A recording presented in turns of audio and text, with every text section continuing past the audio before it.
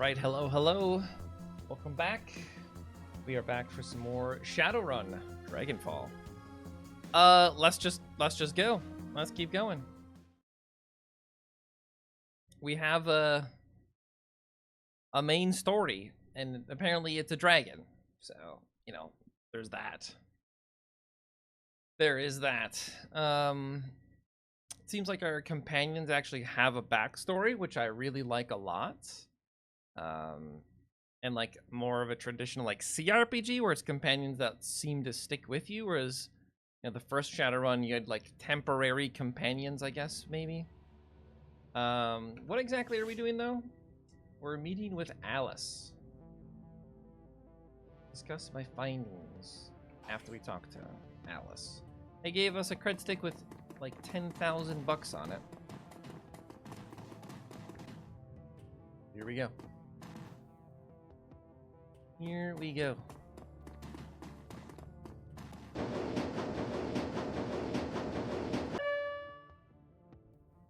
The rabbit hole. Oh yeah, remember she doesn't like it being called that. Arcade machine. Yeah, there's just drugs in there. Okay. The only active console in this derelict span of U-Bahn platform is an old video arcade machine. The CRT monitor set into the machine's cabinet glows invitingly. Cheerful, pixelated graphics swirl and dance on the screen. Okay. At the base of the controller panel, you find a cleverly hidden input port. The port is shrouded in black plastic, and it appears to be the approximate shape of a typical cred stick. Okay. Internal motors grip the cred stick and pull it into the machine. It disappears into the port and the screen goes black. Moments later, a video image fills the screen. The picture is dark and grainy, a far cry from the bright, colorful sprites that previously inhabited the display. On the screen is a dimly lit office. The place looks like it was pulled straight from an old detective movie. From the Venetian blinds on the windows to the great swaths of shadow that paint the walls black. Center stage, sitting behind a large mahogany desk, is the silhouette of an impressive-looking woman in a charcoal gray suit. The tip of a cigarette glows cherry red in the shadows. She leans forward into the light, and you catch your first glimpse of Alice. Her face is all hard planes and sculpted angles, with high cheekbones and almond eyes. Her lips are painted a frigid blue, but the look in her eyes is even colder. A head of lustrous black hair is interspersed with flowing streams of cyan light. Alice exhales a plume of smoke, then tips her cigarette into a nearby ashtray. She fixes her eyes on you, and her lips curl into a humorless smile. We're on your dime, friend. Tell me what you're looking for. I need you to find someone for me. Dr. Adrian Vauclair. The Dragon Slayer? Interesting. He's been missing for a long time. Yes, he has. The question is, can you find him? She looks you in the eye and the smile disappears. Her voice is all business. If he's out there somewhere, I'll find him for you. He could be living under an assumed name in California Free State, and I'd still track him down. And if he's not alive, I'll tell you where we can find his corpse. Speaking of corpses, Alice, I think that I might know who you really are. What? Oh? Do tell. There was a member of the Echo Mirage named Alice. Alice Hoffner? She died back in 2029 fighting the crash virus. Rumor has it she still exists in the Matrix. Still calls herself Alice, too. I don't remember that, actually. An interesting theory, but I fear that my price to confirm or deny it would fall well outside of your price range. For now, let's get back to the business at hand. Alright, here's how this is going to work. When you give me the go-ahead, I'm going to start gathering information for you. Once I've finished, you're going to bring me a cred stick encoded with an encryption key that I'll provide you. That cred stick will have 50,000 new yen on it. When I get my cred stick, you get your information. This is the deal. Take it or leave it.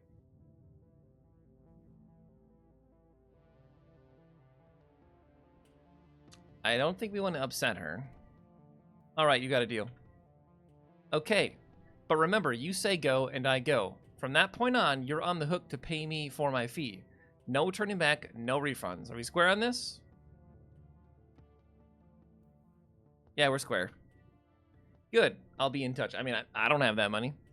The screen goes black. Moments later, the machine reboots. The colorful sprites that you saw when you first approached the arcade cabinet return. There's nothing more to see here. Alice is gone. Okay. How much money do we have? 2,000? I mean, that's possible.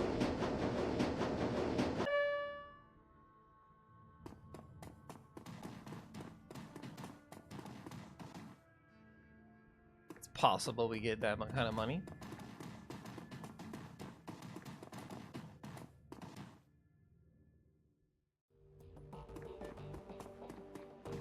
People have anything new to say? Any thoughts on the last run? Yeah, it's like I'm pretty sure we talked about that already.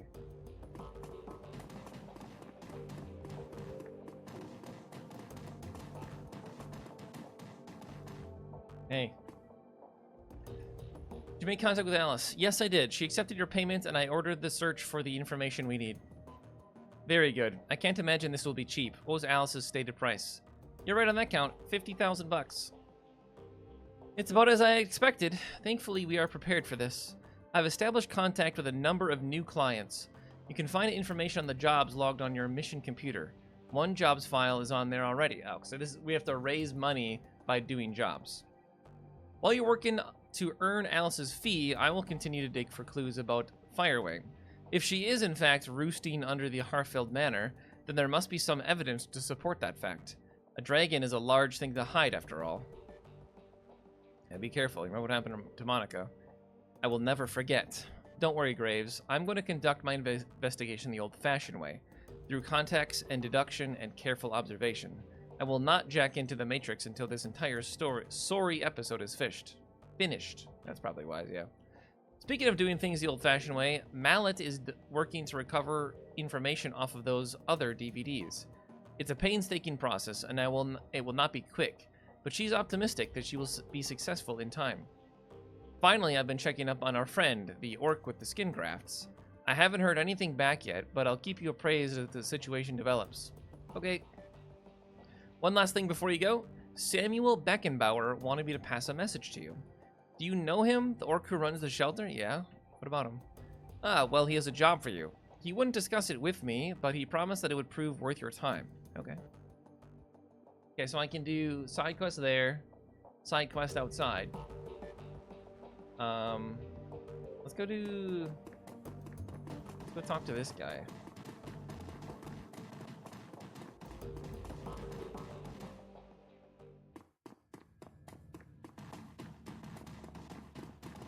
Hi. Hello again, my friend. What can I do for you? I heard you want to talk about a job. Yes, I do. Thank you for coming so promptly. Tell me, what do you know about the Humanus Police Club? They're an anti-metahuman hate group. He nods. The largest and the most well-funded of its kind. The instigators of the Night of Rage and the enemy of everything that I stand for. Night of Rage. A worldwide race riot that took place in February of 2039.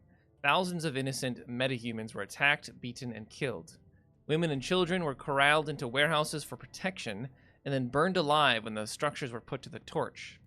Yikes. This is what Humanus stands for. This is the agenda that the leaders strive to advance. They will not be satisfied until all metahumans everywhere are driven from the face of the earth. Disgusting. And his job here has something to do with them? Yesterday, I overheard one of my clients, or one of my assistants, talking on his comm. He was yelling, clearly agitated. I questioned him, and he confided in me. What he told me made my blood run cold. What did he tell you? His brother, Tuck, works for a smuggling operation based in Schottennest.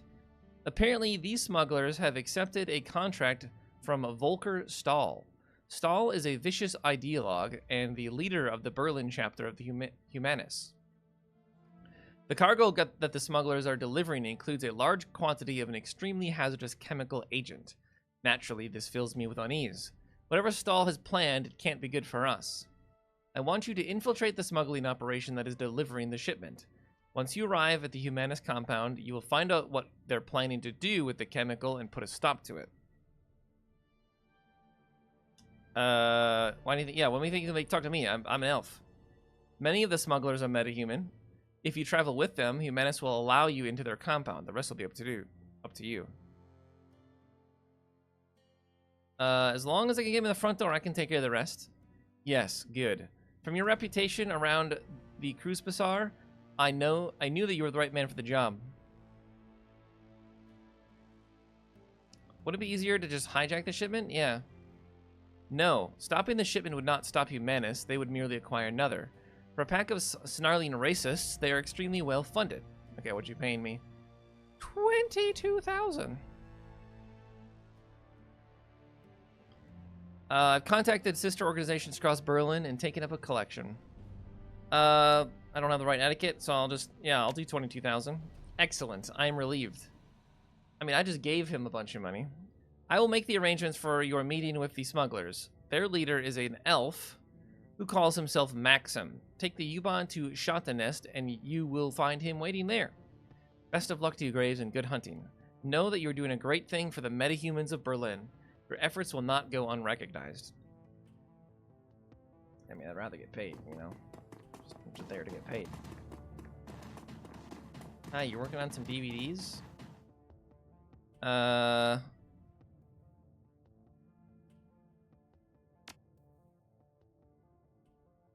What about asking about the drone? Is that not a thing I can do anymore?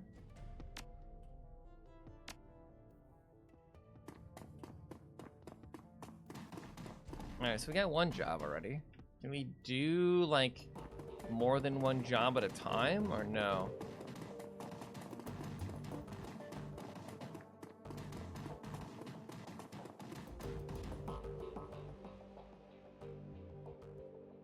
One unread message. Commissioning your services. If we would like to arrange a meeting between you and one of our representatives, you will find him at the cafe nearby. His name is Luca Dewar. He will be expecting you. Come alone. Interesting. The status of the Alice Fund. 10,000. Okay.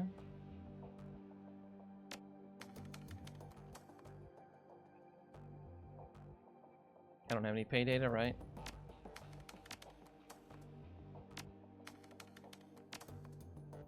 Okay, jobs directory. View all pending and active. Pending. Pharma cleanup job.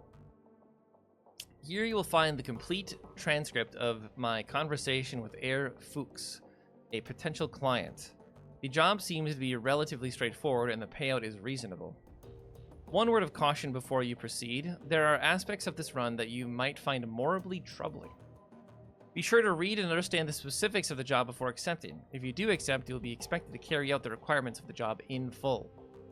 After reading the transcript, you may choose whether or not to accept the job. If you respond in the affirmative, our client will be notified, and I will make all necessary preparations for the run. To whom am I speaking? You may call me Air Fuchs. I'd like to retain for to clean up a mess. My employers dispatched a team of operatives to conduct a quiet operation at a local Schering Pharma AG lab. Unfortunately, they botched the job. The team was eliminated, but we have reliable information that one of the operatives has been taken captive. If this rogue agent were to spill information leading back to my employers, it could lead to a corporate war. A great many lives would be lost. My employers would like nothing more than to prevent such a tragic turn of events. I see, and you wish to retain my team's services tied to loose ends. Exactly. The captive operator is a rigger by the name of Thorvald Enstad. We need him neutralized before he can inform on us to his captors. As Enstad and his team have already put the facility on high alert, stealth will not be an option. Your team will need to shoot its way in, eliminate Enstad, and exit the facility. And yeah, what are you paying? 15,000, non-negotiable. I mean, yeah.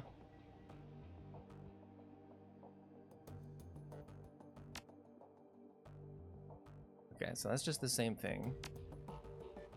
Okay, this is just a recap.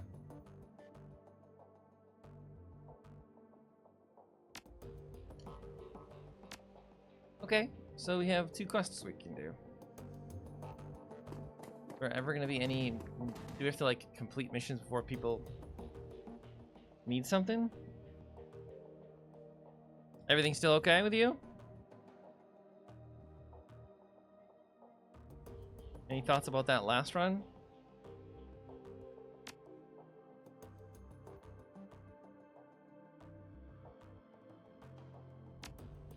Why do you care? Because I'm the leader of this team and I need to know about as much as I can about the runners who are working with me. Alright, fine. We can talk, but we're doing it on my terms. This is a long story. Long and ugly and cruel. You're sure you want to hear this? Please. Alright, I'm going to start at the beginning. Not for you, for me. I guess that it might help me to say all of this out loud. My family lived in Stuttgart. It was a nice enough place, I suppose. My parents worked as wage slaves for IFMU. My mom was a good person. Once upon a time, my father was a decent person as well. That's what Mom always told me, but I never knew him that way. She pauses for a long moment. When she begins speaking again, some of the ice has fallen away from her voice. For the first time since you met her, Glory sounds alive. The dad that I knew was an old, damaged Euro war vet who turned to hardline religion to make sense of the world. In Stuttgart, that meant either the Ritter Christi or their fascist cousins, the Kreuzritters. My family chose the latter path. I still remember hiding in my room when my father had his Kreuzritter brothers over for prayer group. They would drink and get rowdy, then spend an hour or two riling themselves up with talk about heretics and the devil's work. Then they'd go find some poor elf or dwarf, stomp the living shit out of him, and drown him in the Neckar. Meanwhile, I'd be holed up at home with Mom, who would commemorate the event by drinking a bottle of wine and crying herself to sleep. Yeah, I'm sorry. No child should have grown that. Thanks, this is difficult for me. Thank you for making it easier. Anyway, aside from the fact that my dad and his buddies were a bunch of murderous assholes, life was pretty normal. I went to school, made friends, hung out with my mom, kid stuff. Then I turned 14 and everything went to shit. Glory pauses, then swallows hard. Ever so slightly, her cheeks flush red. Suddenly, she looks self-conscious, as if she's just snapped out of a trance. As quickly as it came, the flush of emotion disappears, and her voice frosts over. I don't want to talk about this anymore. You know what? You don't need to say anything if you don't want to, but if you want to talk, you know where to find me. Thank you for understanding. Now let's get back to the job at hand. Yeah, I'm assuming this is like similar RPGs where you have to, like, you know, do missions and stuff, and then between every mission, they get a relationship increase, right? Hey, Lorelai, how's it going? I mean, yeah, have you seen this portrait? She's also just, like, got all this, like, cyber tech on her, though. All right, she doesn't even want to talk at all anymore. All right, let's talk to the bitchy orc lady. All right, I shouldn't want to talk about it. All right, I don't have anything more to say to you. All right, so we've got 2 jobs that we can do. Where's Dietrich, by the way?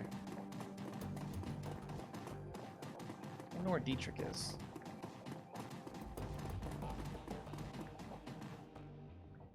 All right, so we got a hint that we can go into the cafe.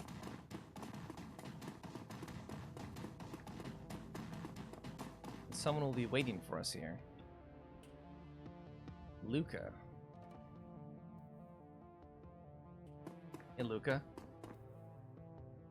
So you're Graves, eh? The late Monica Schaefer's replacement. Good. You look the part. Let me get right to business. My organization would like to retain your services for the indefinite future. But first, we're asking you to go on a trial run, an audition of sorts, to prove that you're the right man for the job. Assuming that you complete this trial to our satisfaction, I will then offer you a variety of simple tasks. All of these should be achievable in the course of your everyday business. You won't need to go out of your way or expose yourself to much unnecessary risk. For each task you complete, you'll be rewarded handsomely, and there will be a bonus if you finish them all. This is just side quest shit, right? So, have it piqued your interest? Will you accept our offer? I mean, I'm getting paid. Yeah, what does this audition pay? I can offer you $1,500, but only if you complete the full audition, the run and the post-run, to our satisfaction. If you fail to perform to our expectations, you will receive no pay. Yeah, that's not much. It's an audition. The purpose of this trial is for you to prove your worth to us, not the other way around. But you came looking for me, so I know what my worth is. Of course, you're free to decline if you wish, but know that there are hundreds of runners in Berlin who would kill for the opportunity to work for us. And you haven't even explained who you work for. We came to you because we think that we see a glimmer of potential. If you prove us wrong, we will happily take our offer elsewhere. Yeah, who do you actually work for? My organization knows everything worth knowing in Germany, including this small pond that is Berlin. It is in our best interest, however, to remain unknown to the world at large. For the time being, that's all you need to know. Alright, sure, whatever, dude. Good. Very good. Now, on to the task at hand. There's a man named Alashire. He's a senior manager at Hermes Eurocom and a respected figure in his community. My organization also suspects him of working with pro-corporate extremists. These people are actively working to undermine the Flux state and pave the way for a corporate-controlled Berlin. My organization has no more desire to see Berlin fall to the corporations than you do. However, we are hesitant to act on our suspicions without proof. This is where you come in. This guy looks like a douchebag gaming lead developer. You talking about me? Because this one's me. Keep talking. You will meet with a team that I've arranged for you, and with their assistance, you will plant surveillance devices in his apartment. Take the U-Bahn to Frankfurt or Tor and go alone. The rest of your team will meet you there. The rest of your team? Yeah, I already have a team. You do, yes, but they're unsuitable for this job. Remember, this is a test of your abilities, not Iger's or Glory's or Dietrich's. This guy knows a lot about me. How do you know their names? The same way I knew yours. You'll complete this trial with the team that I have assembled, or not at all. It's important for us to know that you're willing to work within these limitations. So, will you do it? Fine. Very good. The moment that you board the train to Frankfurt or Tor, your test will begin. I would advise you to bring what you need in terms of medical supplies and ordnance. Once you embark on your trial run, there will be no turning back. After you've planted the devices and verified that they work, come back to me. There'll be a brief interview, a post-mortem on the run, if you like, and, assuming that I'm satisfied with what I hear, I will pay you your first stipend. Then we will discuss our future options. Best of luck. We will be watching. Okay, I've already got 3 quests. 3 side quests. Well, probably like... Well, I don't know what you consider a side in the main anymore, because we're just... Literally, our main quest right now is just make enough money to pay this lady. Alright, so what do we want to do first? Oh, there's Dietrich. Dietrich, what are you doing here? A lone figure stands in the U-Bahn station. Dietrich. He raises a bottle at your approach, then tosses it away. Figured I'd run you into here, boss. Wanted to be sure that I caught you before you headed off. He takes a deep breath and slowly releases it. Looks you in the eye. Graves, we need to have a talk about this Humanus gig. Go ahead, I'm listening.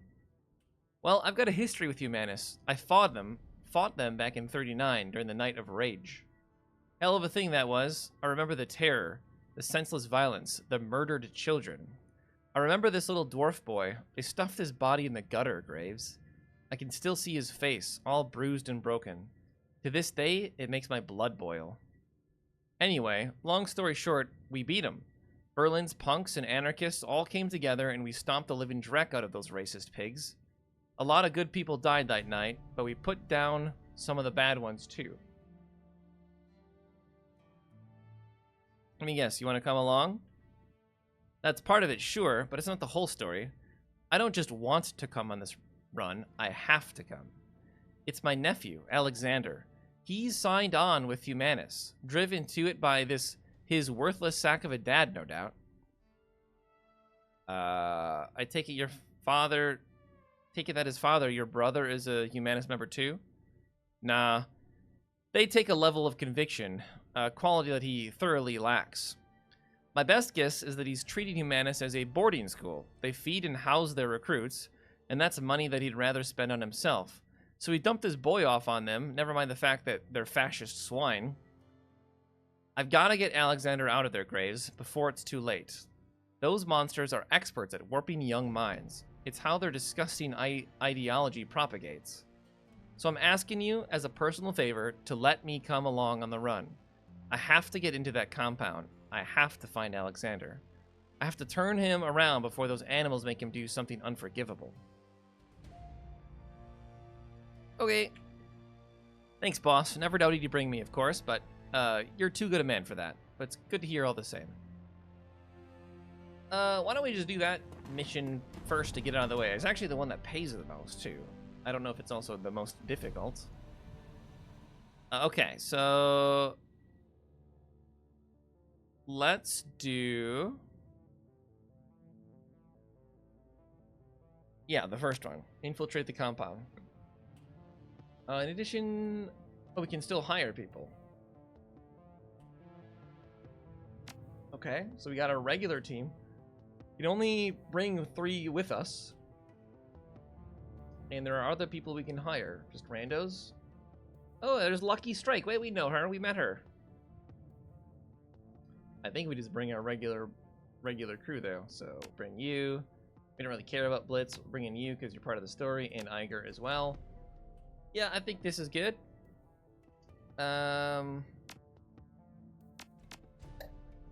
still have, like, no spells. Or, whatever it's called. The programs for hacking. So hopefully this mission doesn't require hacking. How do I swap things out? I can't. I probably don't need all these drugs though. Okay, fine, whatever. I guess we're bringing our drugs. We'll just bring the drugs with us.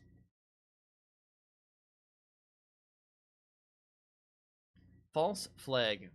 The U-Bahn rattles to a halt at the edge of Kreuzberg. You're only a few blocks away from a Schotten Nest, the Keys that Maxim and his smugglers call home. According to Samuel, they should be expecting you. But now I can swap this stuff out. But I don't actually have anything in my stash, so I guess I'm just bringing drugs. I should have probably patched things up with the shopping beforehand. It's fine. Look, boss, I just want to thank you for bringing me along. It means a lot. Don't sweat it. Even Shadowrunners have families. Alexander, he's a good kid, you know. If I'd been there for him, if I hadn't run off to Berlin, left him with his worthless sack of a dad, he'd never have fallen in with those Humanus pigs in the first place. Let's go find my nephew, and let's crack all the Humanus skulls we can find along the way. The fuckers have it coming in more ways than I can count. I mean, yeah, I'm down to just blow them all up. How do we know? What if I just start shooting people and you're like, wait, that was my nephew? Optional, help Dietrich find his nephew. Guten Tag, what can I get you? What do you got? Soy-based currywurst.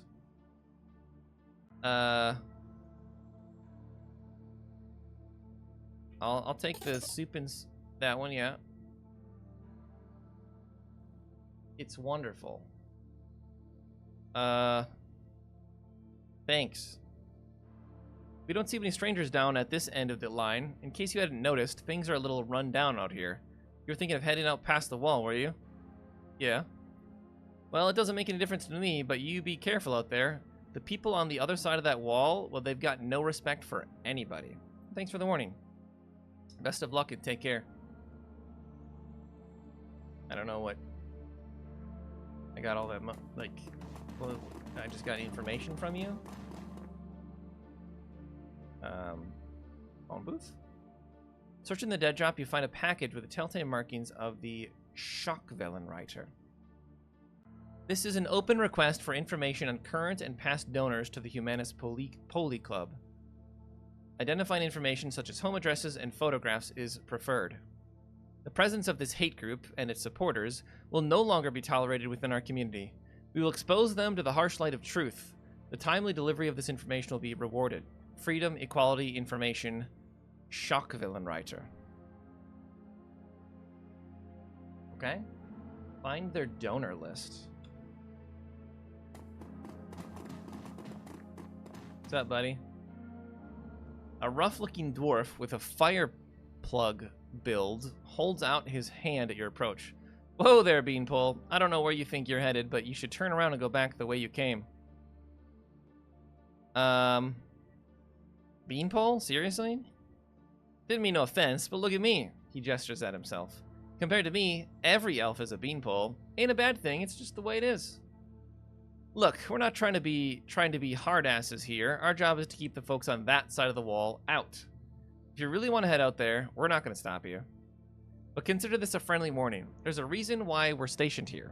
There are gangs out there that skin you alive as soon as look at you.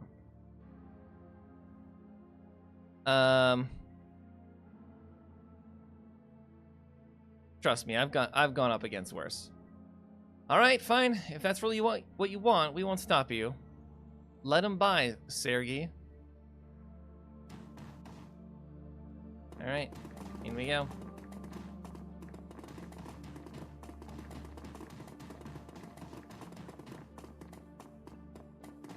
Okay, there's Maxim.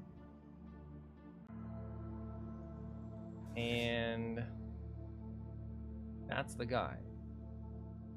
Maxim and his smugglers. So I'm supposed to, like, join them? In order to infiltrate them? Hey, buddy. The figure at the center of the group shoots you an insolent glance. His fine elvish features match Samuel's description. This must be Maxim, your smuggler liaison.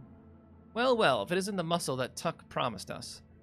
Look who it is, everybody. The new hires have elected to grace us with their presence. Nice of you to join us. He glances at the PDA on his wrist, then looks back up at you. When he speaks again, his voice is sharp and humorless. You're late, chummer.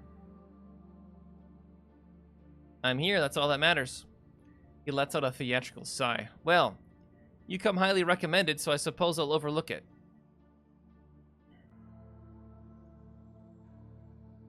If you run into trouble, you'll be glad to have me around, I guarantee it. I certainly hope so, for your sake. Without another word, he turns and slaps the side of a bulldog step van. What? Step van? A second van of the same design rumbles to life a few feet away. Pile in, people, and be ready. There's a rough country between us and the meeting site. We might run into trouble along the way. Okay.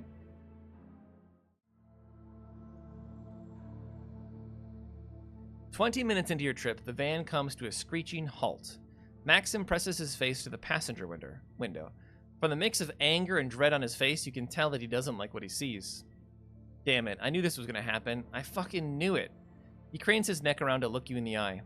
Everybody pilot the van and get ready. Graves, we're going to need some muscle in a second.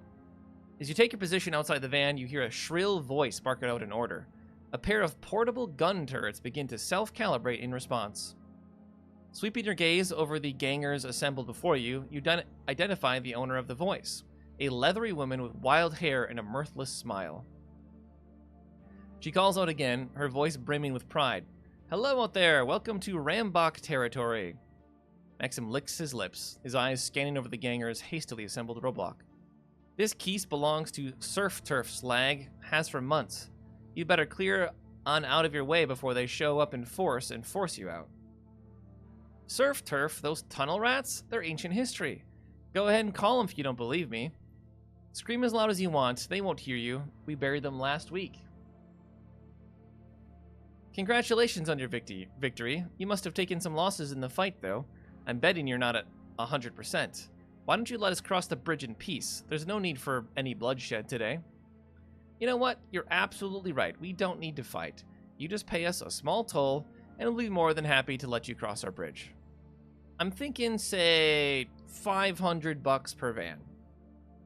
Otherwise, you'd better find another way to get where you're going, because this bridge is ours, and nobody crosses without paying the toll. Nobody. Maybe I was wrong. Maybe this does need to get violent. Get ready to ventilate these assholes, Graves. We've got a schedule to keep. Don't worry, we got your back. Good. Take him down, boys. Open fire. We don't need to negotiate. We'll just kill these guys.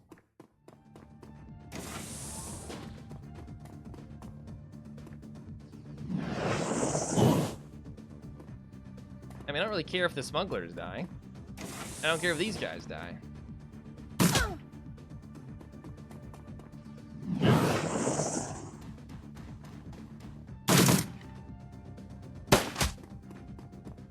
Everybody else is getting turns but us. Oh, there we go.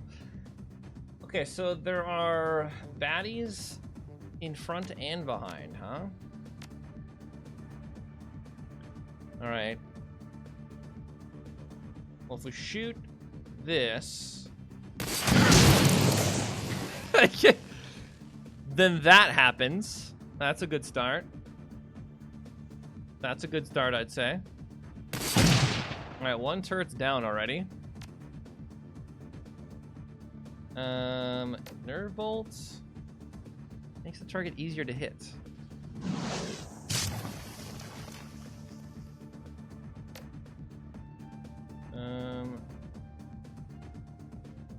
Okay, we missed that one. That's fine though.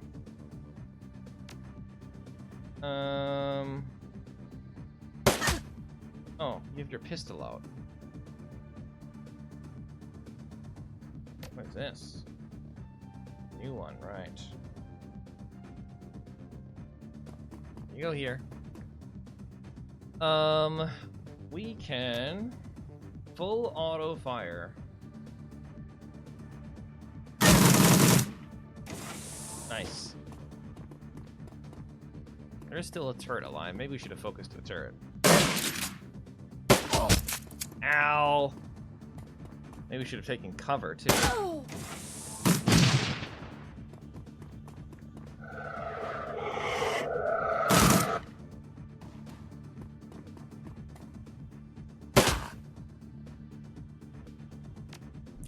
Can you heal? You do have this spell. I thought you were supposed to be a healer too, though. No, we just healed the wrong person. That's annoying. That's really annoying. What if we just unload on this guy? They die. Okay, no enemies left over here, right? So I need you to move up here. It's kind of hard to see who is an enemy and who's not. Okay, this guy is on our side. These guys are not.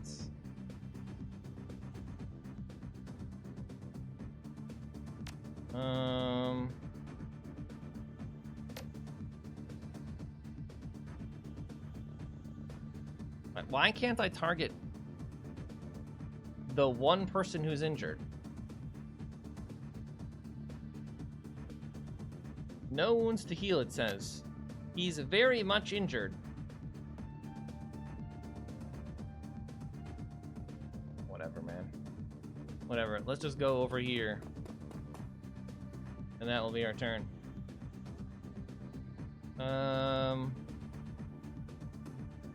You go here. Better to use your shotgun. It would be more accurate to use your shotgun. Big crit. Guys, summoning a freaky thing. Ow!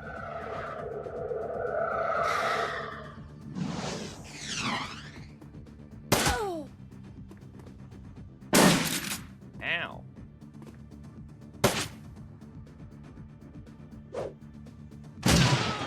Nice name.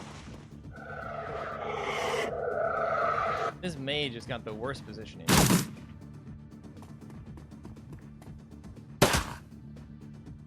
Okay. So once again, please heal me. Thank you. And man. Buff all y'all. I don't think that actually buffed who I wanted to buff.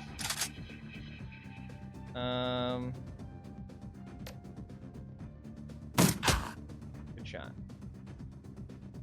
Glory. We just like run you in. Run you in here. Sick. He's sleeping. So he dies to a dot, right? It says he's losing 2 health per round for 2 rounds, and he's asleep. So there's no way. Yeah, so we can just snipe this guy over here. Oh!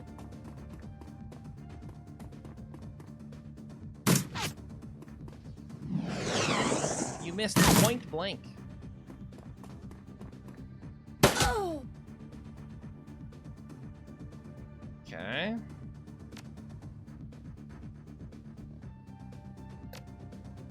He's accuracy by a lot. That guy's dead AF. So it's just this one guy left, yeah? You missed.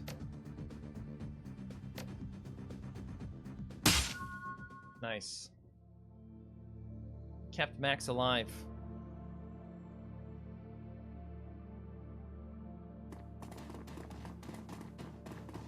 Again, annoying that you can't, like, loot any of these guys.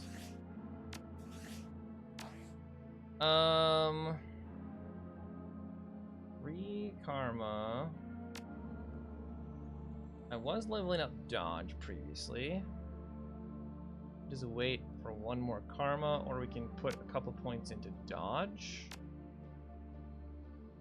Which I don't hate, or 1 more point into body, which I also don't hate. Or we could just save it. Let's just save our points. I kind of want to get up to decking 5. Like 5 seems like a good number. That's when we can get another implant, I think, or whatever it is. Maxim wipes his face with a handkerchief. The cloth comes away wet with blood-streaked sweat. Well, that was unpleasant. All part of the job, though, eh? You said it. I've got to admit, Graves, this attack has made me nervous. We're running late, we're low on ammo, and there's no time to call for reinforcements. Whichever way you slice it, we won't be going into this meet at our best. When we roll up on the meeting site, be ready. We may need the element of surprise if negotiations go south. Agreed, that ambush was more than a little convenient. Couldn't have said it better myself. Is this going to be like a recruitable guy on our team as well?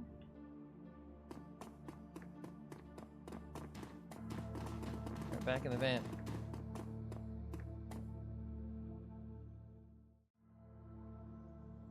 The courtyard of the Humanus compound is strangely quiet. The only activity that you notice is the clatter of the mechanized gates as they rumble shut behind the vans. The bulldogs roll to a stop. You step out alongside Maxim and the rest of the smugglers. There are crates here, a lot of crates, all scattered in various stages of disorganization. It looks as though your delivery is just one of many that this branch of Humanus has received. The smugglers unload the cargo from their vans with practiced efficiency. The whole operation feels polished and professional, but you can tell that Maxim is nervous. You can see it in his eyes. The smugglers finish unloading the last of the crates, then take up positions around the van.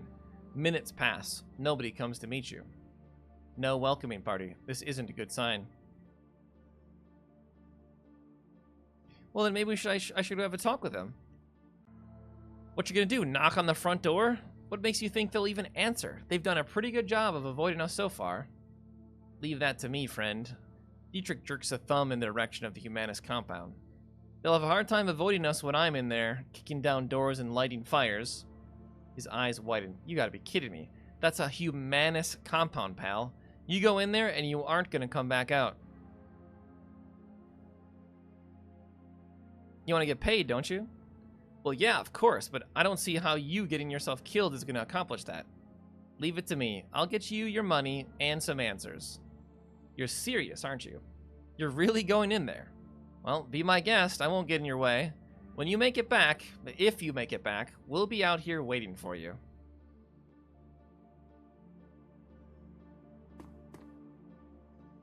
There's a warning label plastered on the side of this container. Judging by the small amount of small print on the label, whatever's being stored here is extremely bad news. Warning. Highly dangerous chemical agent. Do not take internally. Avoid contact with skin, eyes, mouth, and clothing. Increases aggression and reduces impulsive behavior or impulsive control when inhaled. Avoid breathing fumes or vapor. Important. Do not proceed unless material safety data sheet has been read and understood. Alright, well, probably not good. Alright, crew. Time to roll in.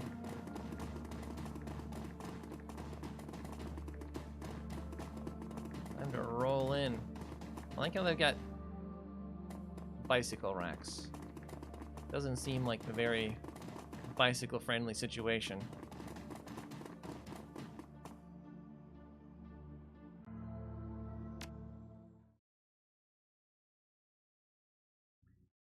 The Humanus compound smells like a locker room and doesn't look much better. Calling the building run down would be an understatement. Paint is peeling off of the cheapest Duroplast walls, and the tiles on the floor are mired with decades worth of grime. It's an old, ugly place, perfectly suited to the old, ugly ideology being practiced here. You enter the compound.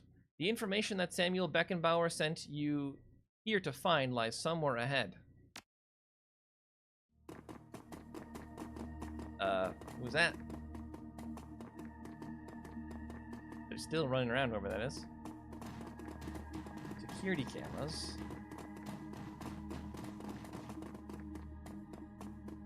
Were you, like, able to hack the security cameras? What the heck is in here? Large red 1 painted on the footlacquer. A numeric keypad awaits your input. A large red 1.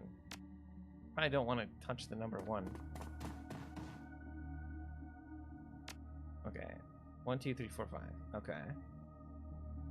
Never mind, that's just the name of the footlocker. So maybe we get the pins for all of these things?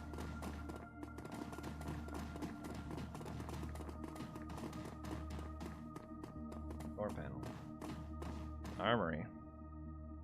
Armory. 1, 2, 3, 4. Oh, we tried.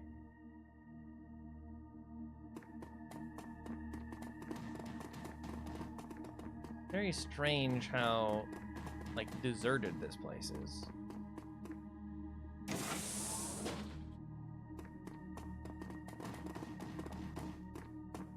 It's a handwritten note sitting on the table. Hey, Koppel. You come highly recommended. Anyone who did what you did to those elves will go far around here. You can hit the kitchen anytime, but otherwise stay close until told otherwise. Your locker code is 2619, locker 3. 2619. I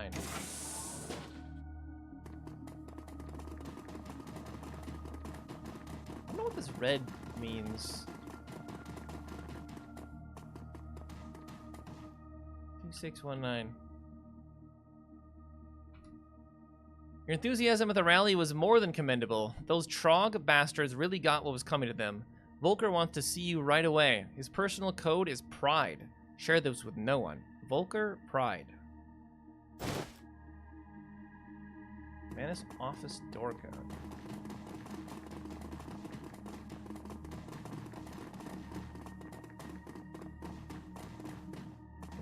Like, can you go through the vents? What is that? Turret number 2. Don't like the sounds of that.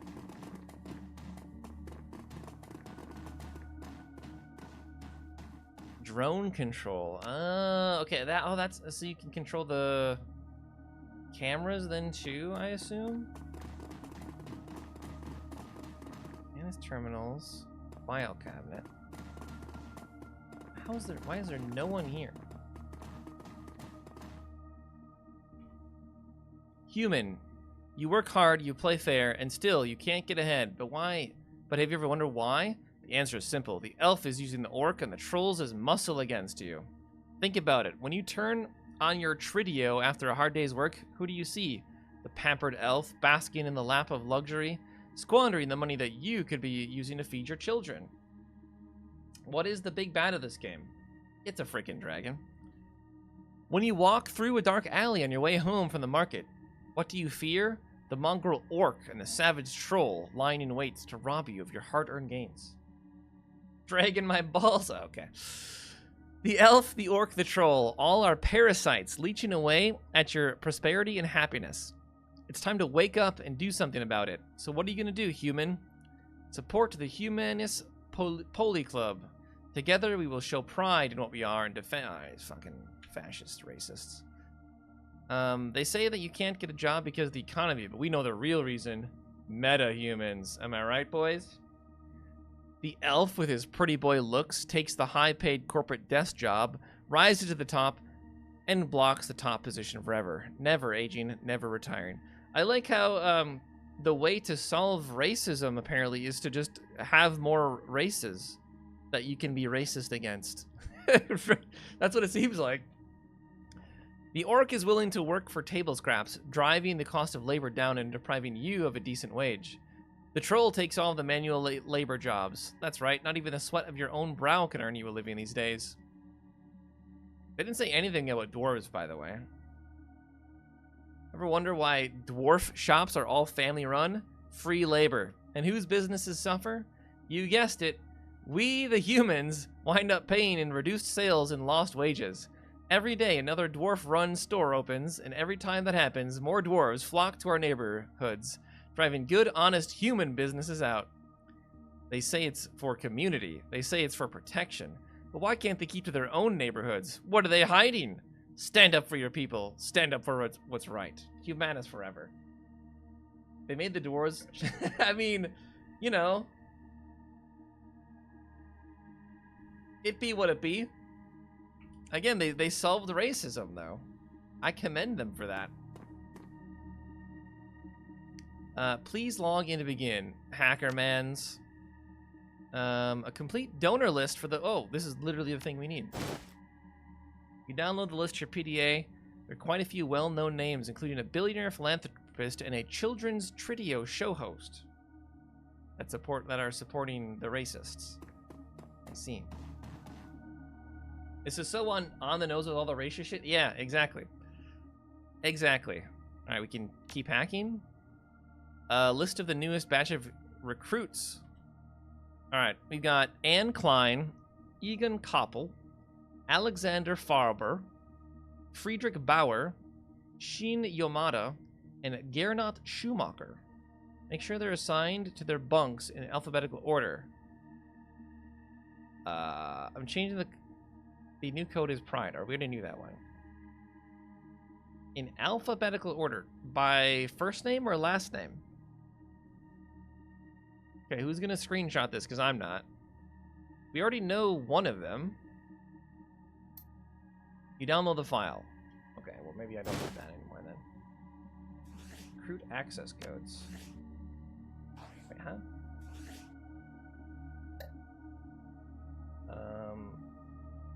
Oh, this just was all of their codes. Well, that's convenient. Alright, what's here? Please log in. Hack. Gain access to their safe houses worth a lot of money. Nice. Okay, let's go back to the bunks before we go anywhere else.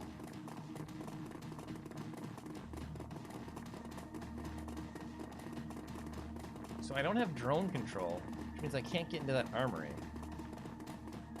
Alright, starting with number 1. Oh, alphabetical. Again, is it first name or last? That's gotta be last name. Bauer. 3706. 3706. Nice, we got drugs. We already have these drugs, so we'll just send it to our stash. Alright, next up is Farber 1409.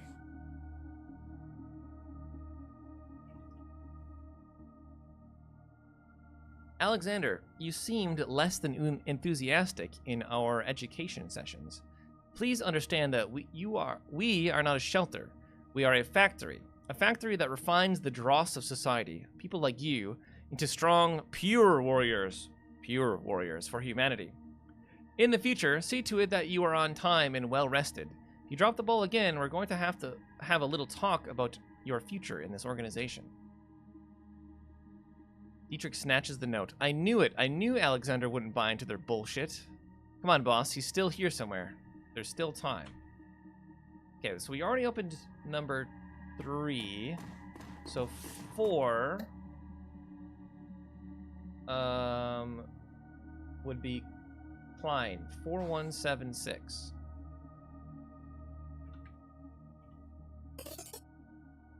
Find a cred stick. $270.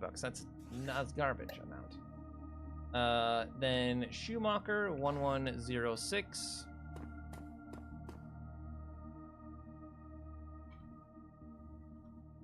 Friedrich, I'm pleased with how well you are doing. To show my growing trust in you, I'm giving you a new assignment in addition to your trainee duties. Beginning tomorrow, I would like you to tidy the armory. The access code is Purity. See that you don't forget it. Tomorrow evening, I will expect to see a full inventory of the weapons in our arsenal by nightfall. With it, you will deliver me a requisition order for the weapon of your choosing. Your pick, my boy. I leave it up to you. Congratulations, Friedrich. This honor is well deserved. Armory door code. Okay. And then lastly, 2114.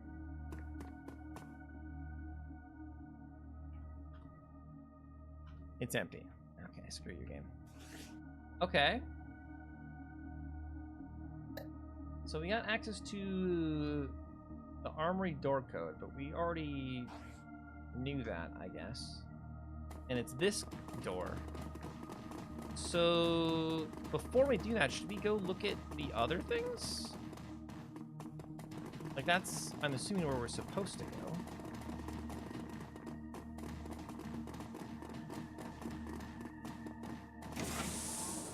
Okay, that one's locked.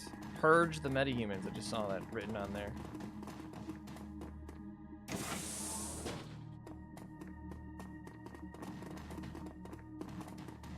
Save. Is this... What is this? Enter the door code. Not yet. Maybe that's probably where we're supposed to go.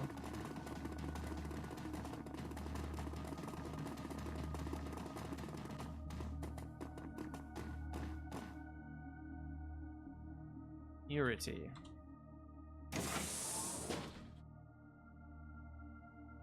Box of grenades, medical supplies. Advanced med kit, yes please. We'll swap out some drugs for that. Another advanced med kit, we'll swap out some different drugs for that. There's a lot in here.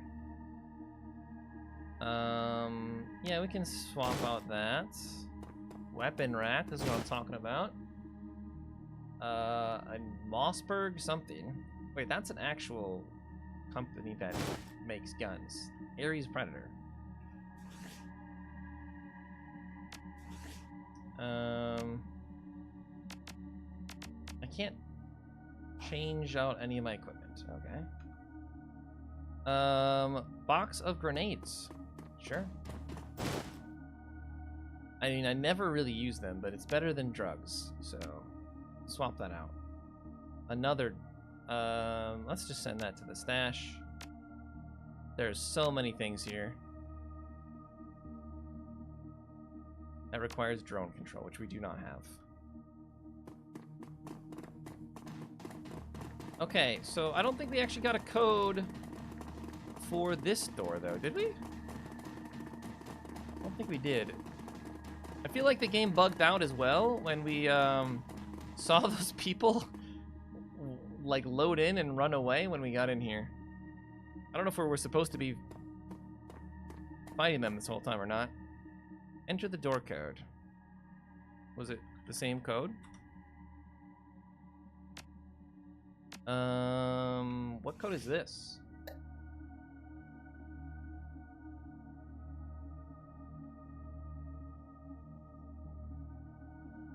How do we get in here?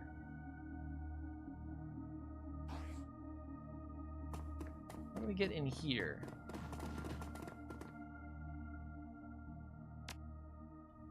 I don't know.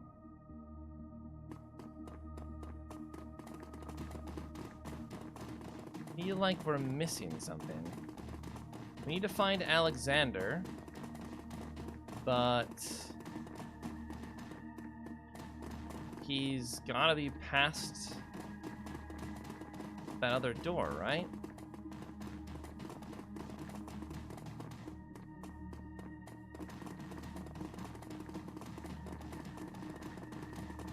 And there's nowhere else to go.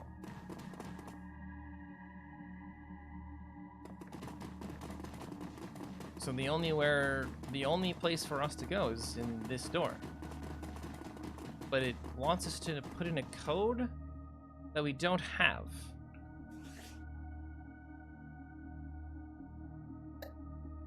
Unless I'm crazy.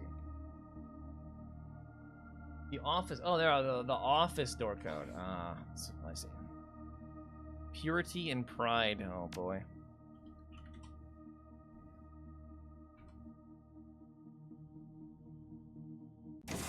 And here we go.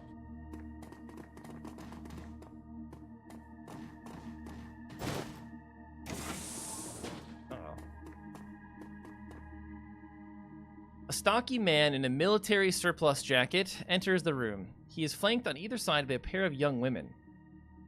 Their faces are masked with white kerchiefs, and each of them carries an unholstered pistol. Lower your weapons, girls. We have a guest.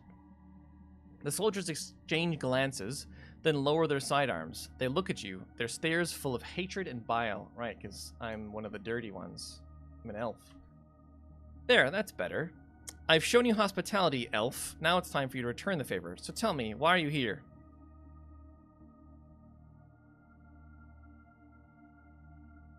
I'm here with the smugglers. We brought your shipment and we're waiting to get paid. Oh, don't you worry. Your friends are already taken care of. Trust me, they'll get everything that's coming to them. Was that supposed to be scary? Because I'm not impressed. Patience, dandelion eater. Oh, that's what he calls elves, dandelion eaters? By this time tomorrow, you'll be plenty impressed. I guarantee it. There's been a lot of cargo moving through here. Planning something big, Volker? He offers you a broad smile. It's going to be glorious, elf. That gas that you hauled in for us, it's going to prove every word that we've been saying. The trogs, the halfers, the goddamn dandelion eaters. One whiff of this stuff, and they're going to tear each other apart. And then they'll spill into the good human neighborhoods where we'll be waiting to stop them. You just watch and wait, mongrel. It'll be a bloodbath.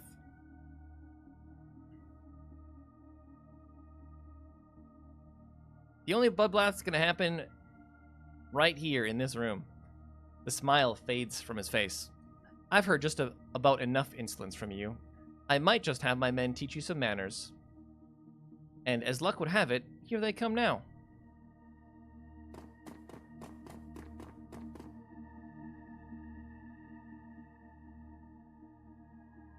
Convince Alex to leave.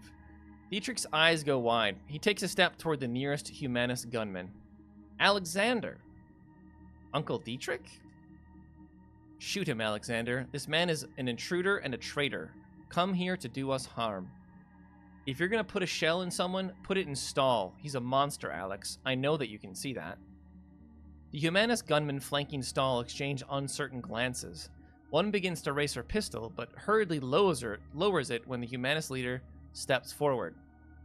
You swore an oath to us, Alexander. You will be a man and keep it.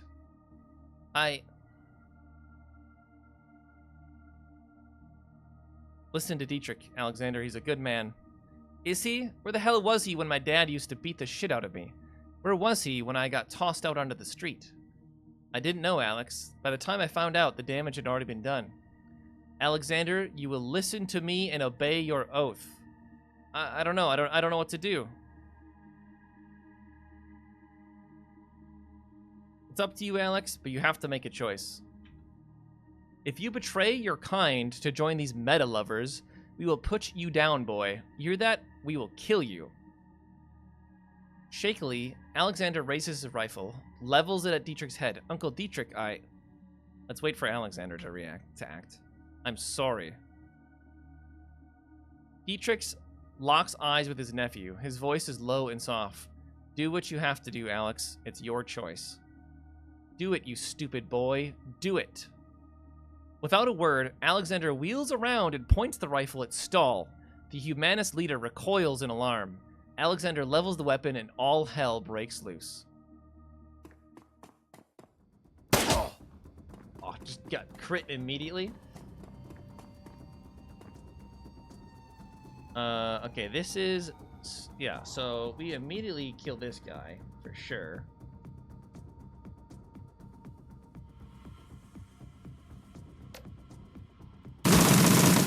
How did you... Okay, I was like, you missed all your shots. Alright, he's dead.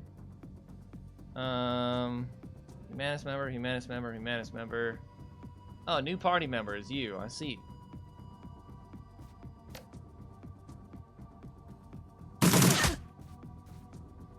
Alright, Glory. Get in here. Big damage. Oh. Okay, you're dead. Like, there's nothing you can do there. 7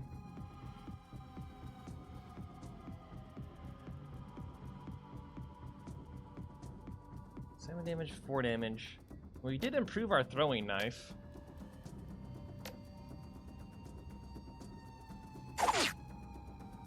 And we missed it. Because of course we did.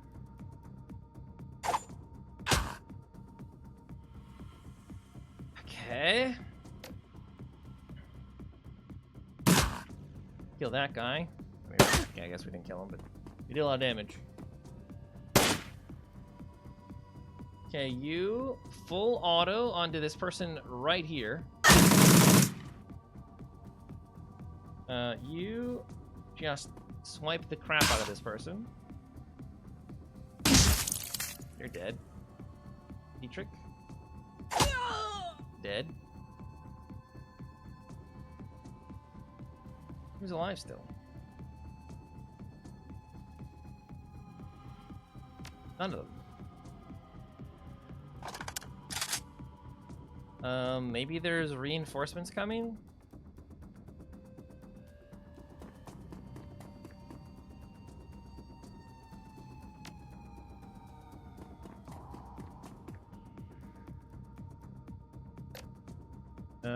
I guess you. Yeah,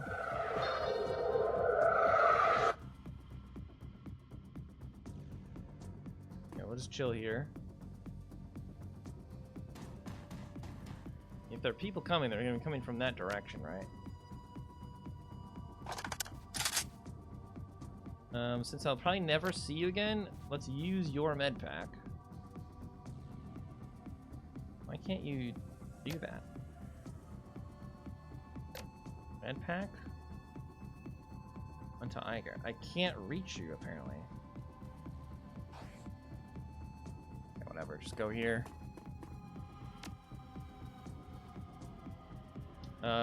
We're jacking in. We have one spell only. I don't even know where we got this spell. We need more. Alright, we're hacked in.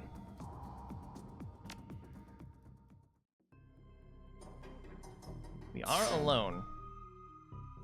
There's no one else we can bring with us either. Okay. Turret 1 and turret. Okay, this is we could just hack turrets. We don't need to hack any turrets. You missed the 84% point blank against this thing. You missed it twice.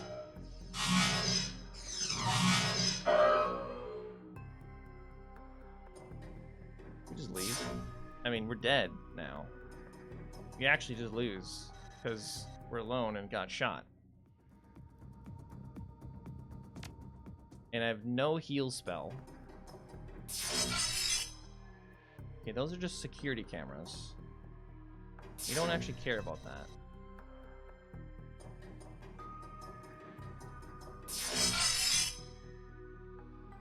There's something back there that we definitely need.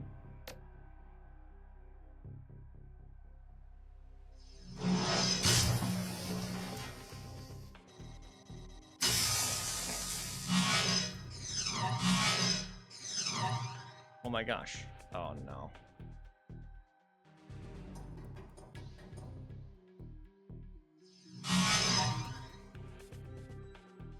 I don't know how we're missing all these shots, by the way. This is ridiculous.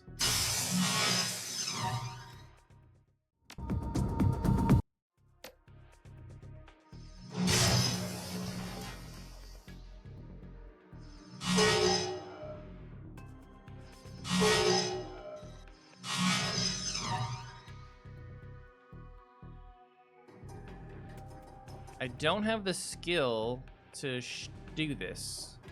Or maybe I can't while we're in combat?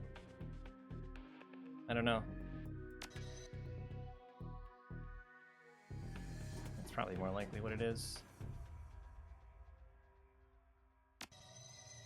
Oh, there he is. That music, though.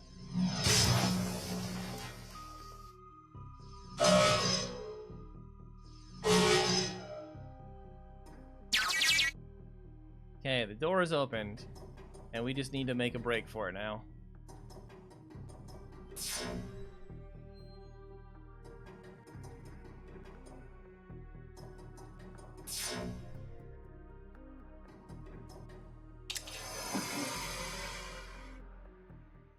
We're back.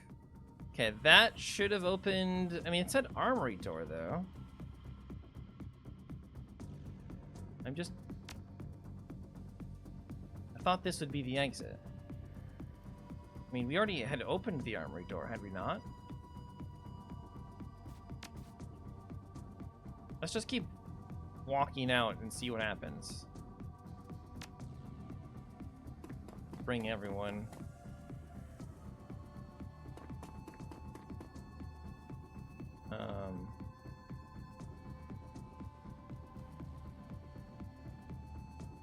I mean, these turrets are going to be online, right?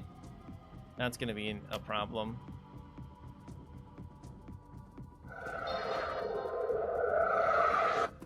If we have to fight our way out of here. Turrets being online are going to be bad.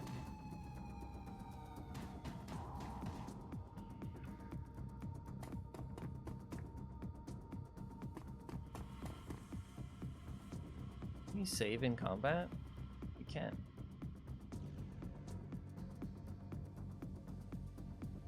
Okay, there are guys here. You missed.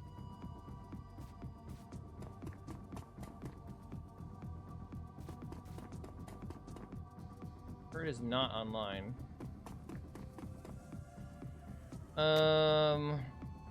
It's all friendlies in 3 tiles. Okay, you can shoot this guy from there. Big damage. Oh my gosh, snipers.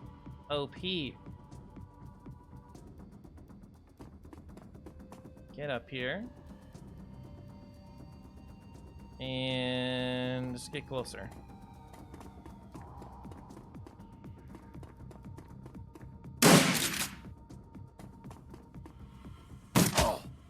Oh my goodness.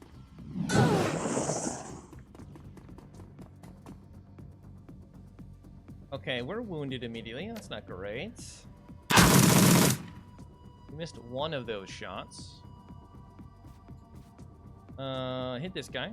You're dead. Hit this guy. Okay, Dietrich, we need you to... Can't heal. So you can just come up here.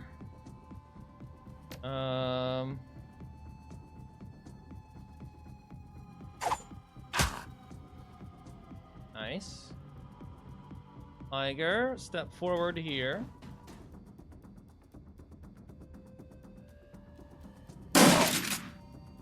Big damage. I would like you to heal. Heal Braves. And then...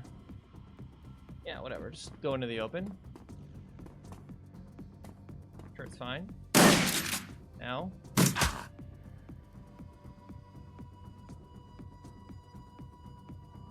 You go here.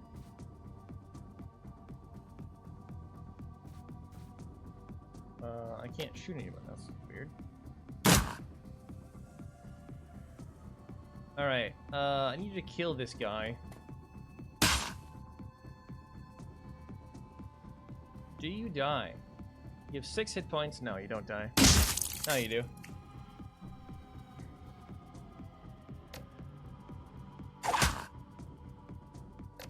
Heal. Graves again.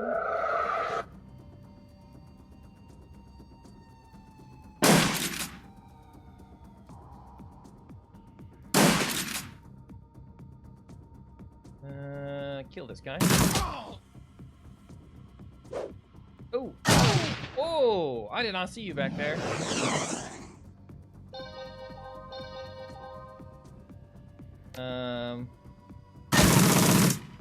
You're dead.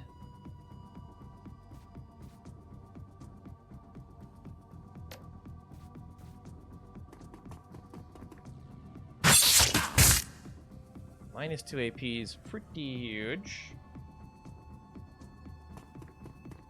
You're taking a nap.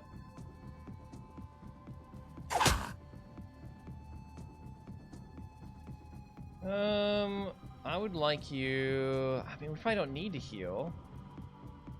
Maybe we don't need to heal. I really wish I could move the camera or do something else. Because, like, it's really wants you to be clicking on very precise things, but then doesn't allow you to click precisely.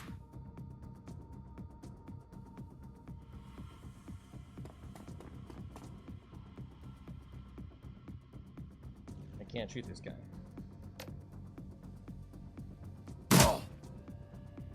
Big damage. We're out of ammo.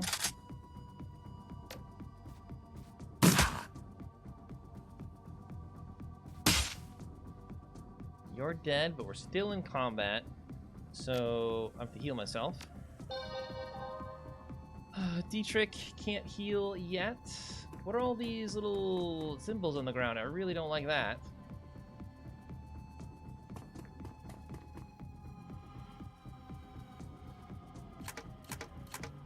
Reload. Reload.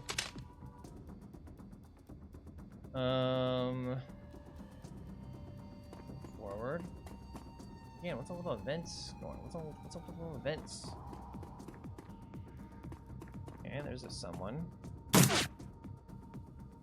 You alone. I need you to heal. Probably heal. What do you mean, no wound to heal? Clearly, there was a wound to heal.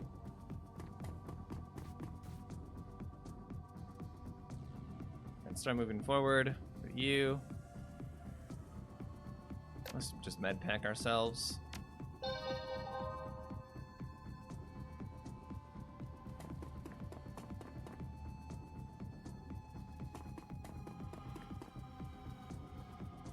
You shoot that guy from here? No. What now? Yes. Oh my goodness. Sniper rifles are pretty busted, it turns out. Okay.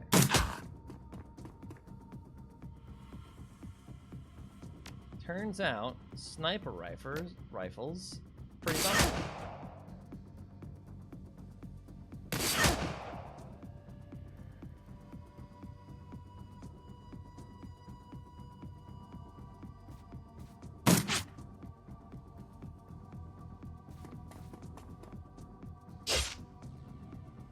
How are we missing this?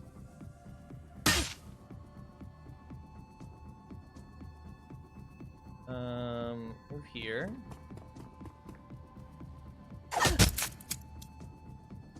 You die of dot? No. You die of that though. But there's 100% gonna be people waiting outside for us, right? Like, guaranteed.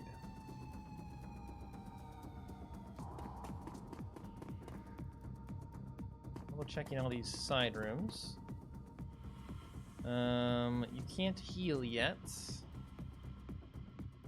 fine. Let's keep moving forward.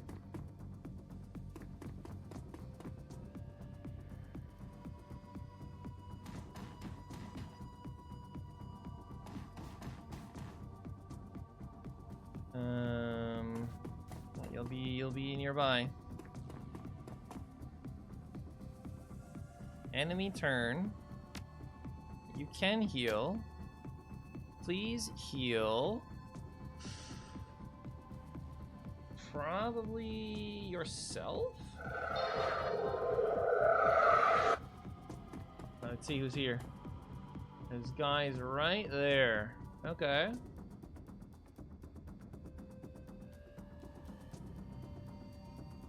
I think we just get up and start slashing them. You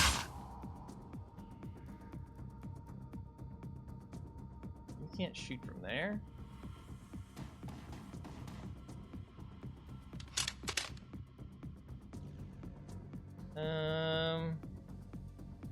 Have you move here? Shoot them. Oh, that's a lot of damage. That was a lot of damage. Oh,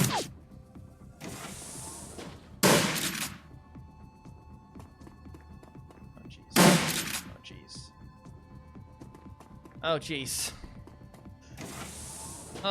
Okay. Yeah, that is not great. I'm gonna heal you.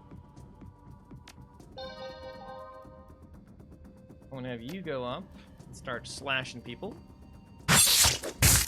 You missed the 92%.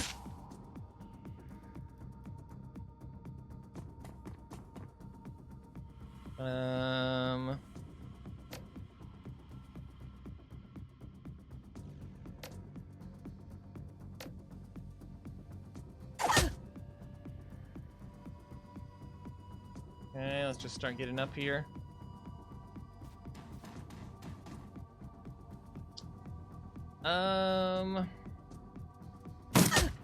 I think we need to move you again before we just get hit by another grenade.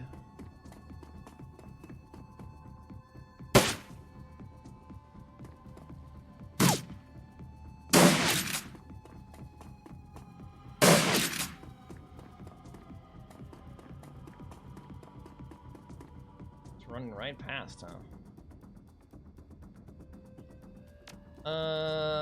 Let's just go up and kill these guys. Oh! You dead? E-Trick, you're literally right here next to this guy.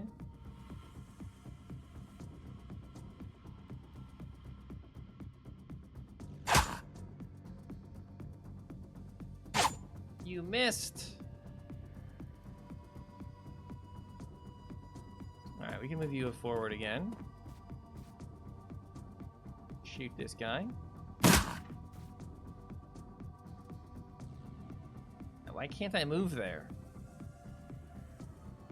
This is so weird. I want to move in this square and it literally won't let me. Okay, whatever.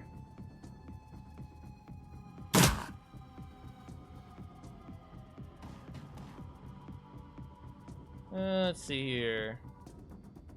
Want the shotty? Now let's snipe these bastards back here.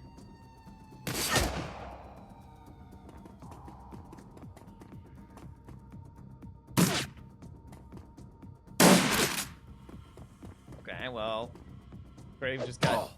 Oh, ow. Yeah, we need to do a big heal. You need to heal yourself.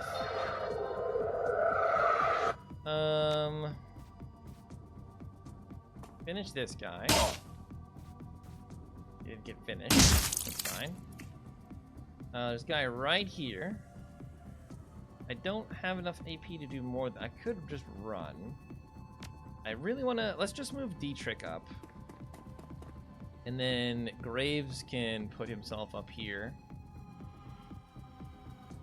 And then you are right next to this person. Nice.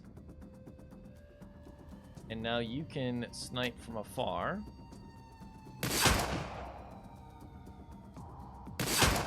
Nice.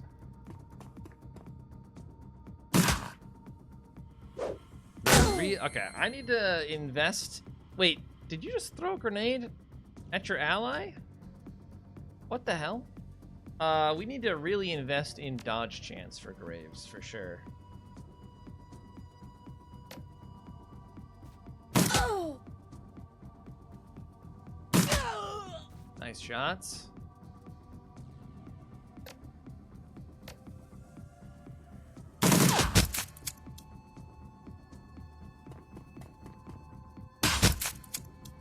Okay, you have 1 hit point and you bleed out after that, so I need to leave you alone now. Let's just... What's the haste one? I wanted this one. Damage reduction aura. Nice. Not expecting to be able to hit that. Oh. You died to the bleed.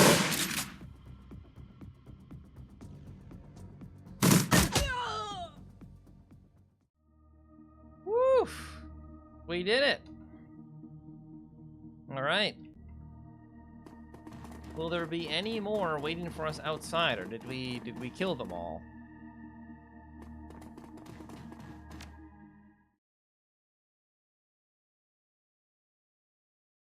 You burst through the door to the Humanus compound and into the crisp night air. You're not far from your extraction point. Time to go.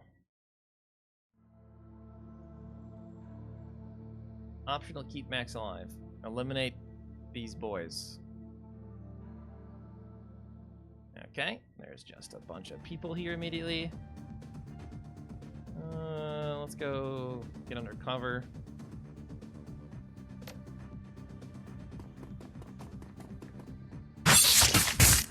Big crit. Do have people that are injured still, including Dietrich yourself. But you don't have wounds to heal because you can't heal like between combat. Okay. Can't target you because you're not in range of me. Let's move you up. And now we don't have enough AP. Let's just find some cover. Okay, you don't have line of sight there. You would have line of sight maybe here? Or do?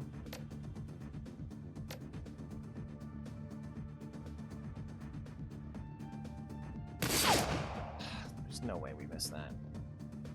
There's no way we should be missing that. Oh, I didn't actually see you here. Oh. Let's get the bad bait, that grenade there. Oh, our guys are still alive over here.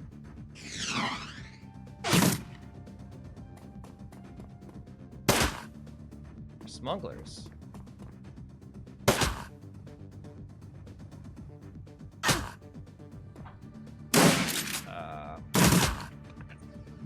Grace is dead. So is that smuggler. Okay, we're insanely injured. Let's heal ourselves. Oh. Okay, you need to kill this right now.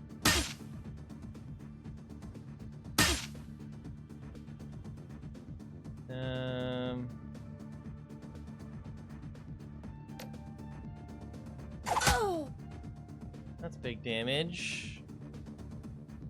Don't think you die though, do you? Don't if we miss again.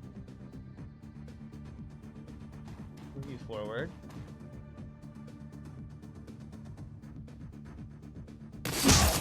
Oh my goodness. Oh my goodness. Now you're dead. Oh! Oh!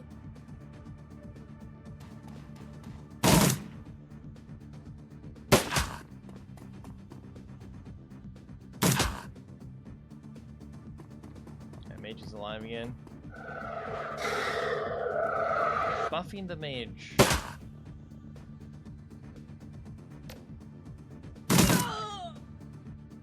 Silly. Okay, this one says it hits adjacent targets.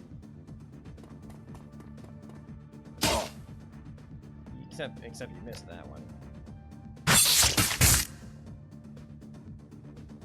Okay, Dietrich. Anyone need healing? It says you have no wound to heal, but you clearly have 3 wounds. It even says the exact amount of wounds that you have. That doesn't make much sense. Oh!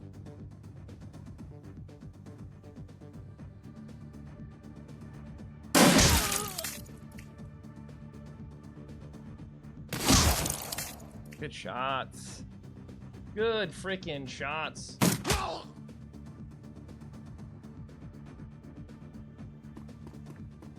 don't know who's alive on their team yet.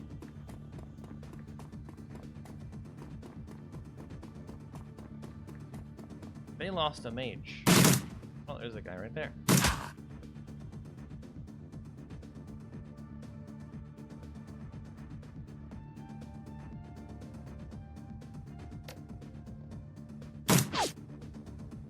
You missed.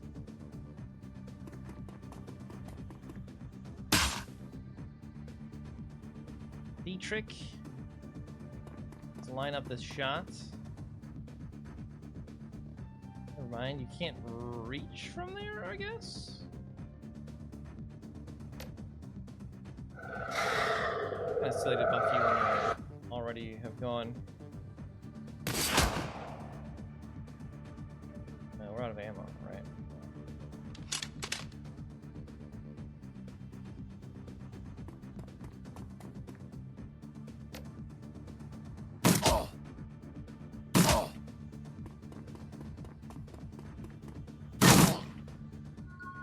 Nice. We gained 1. How are we getting so little experience for this?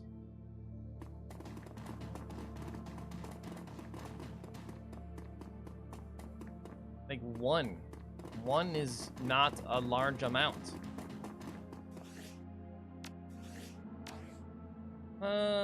Yeah, I think we need to invest in that dodge chance.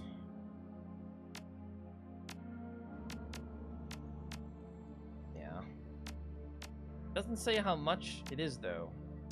I don't remember how much that is. 2. Dodge 2. Okay. It's 2. We now have 2 dodge. 2%? Who can say? Maxim looks up at the sound of your approach. If he's surprised to see you, he doesn't show it. Crazy night, huh? He pulls a flask from his jacket pocket and takes a long swig, then looks you in the eye. I hope that this was worth the trouble. Any luck finding our money in there?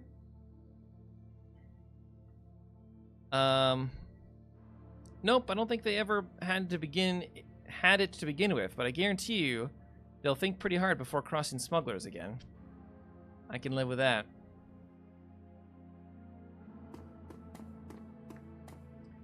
Thank Christ that's over. You okay, Alexander? Young man looks shell-shocked. He holds his rifle clenched tight in his trembling hands. Yeah, I'm... Uncle Dietrich, yeah, I'm okay. But those guys, I knew them. One of them was my bunkmate. I killed him. Couldn't be helped. If you hadn't, he'd have killed you. Believe it. We're gonna take you away from here, back to the cruise bazaar. Get you the help that you need. Yeah, okay, Uncle. Okay. Dietrich glances over his shoulder, locks eyes with you. Thanks for this, boss. My nephew is safe, and I owe you. One other thing. The Dragon Slayer is happy, too. We just did a ballsy thing, protected my family, and gave a monster a bloody nose in the process. Glad to hear that he approves. You should be. When the Dragon Slayer is pleased, He tends to be generous with his rewards. I can feel the power coursing through me, boss. I don't know what form it'll take yet, but it's there, and soon enough I'll be able to use it. I don't mean to break this up, but we need to get moving. Kid, you're with us. The rest of you, pile into that other van. You can continue having your moment when we get back to Schottennest.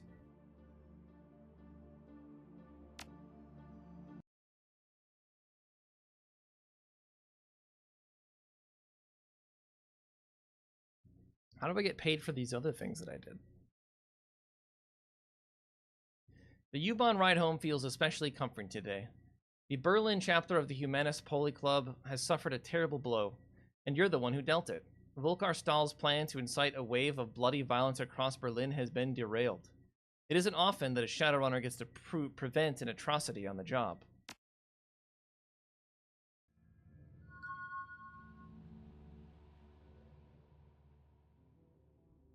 Okay, I got 8 karma for that. Your PDA rings and the face of your fixer, Paul Amsel, appears on the screen. Graves, I have new information to discuss about the estate. Please come as soon as you can. Okay.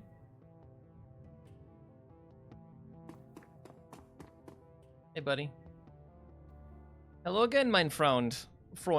What can I do for you? How's Silky doing?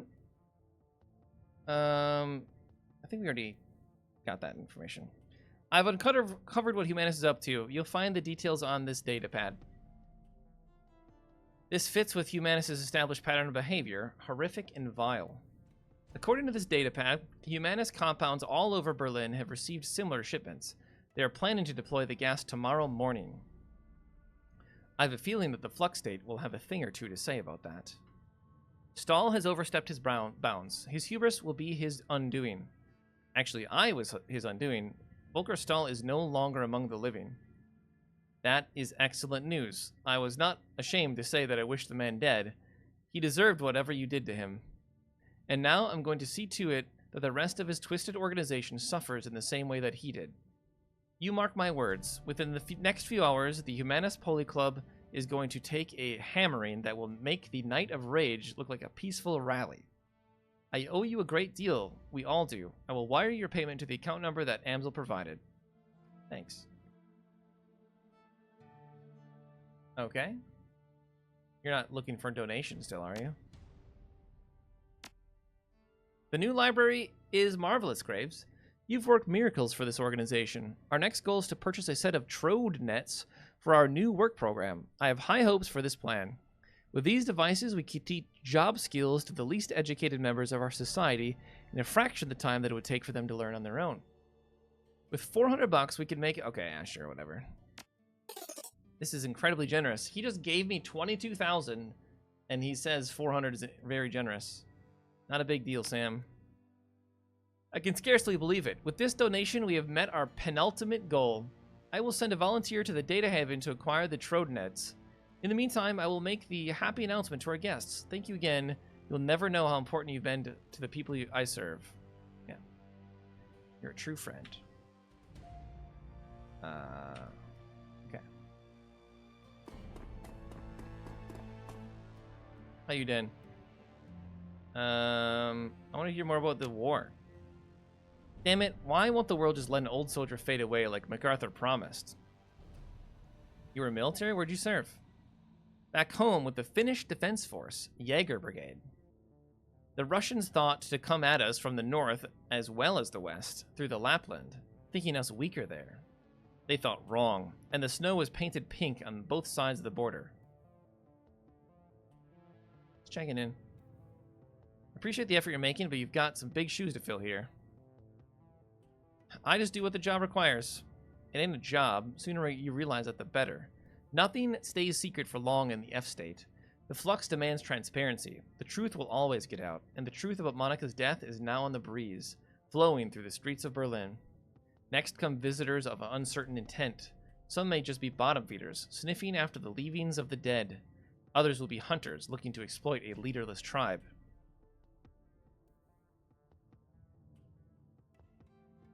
You know what? Yeah, I'm in charge here.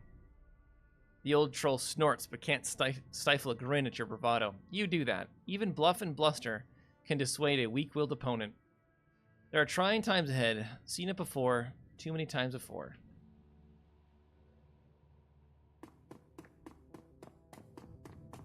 I guess we can go around and talk. I mean, I'm assuming people have new things to say now. Right? Slimmy? Or Simmy? The sun will come out tomorrow. Bet your bottom dollar that tomorrow there'll be sun.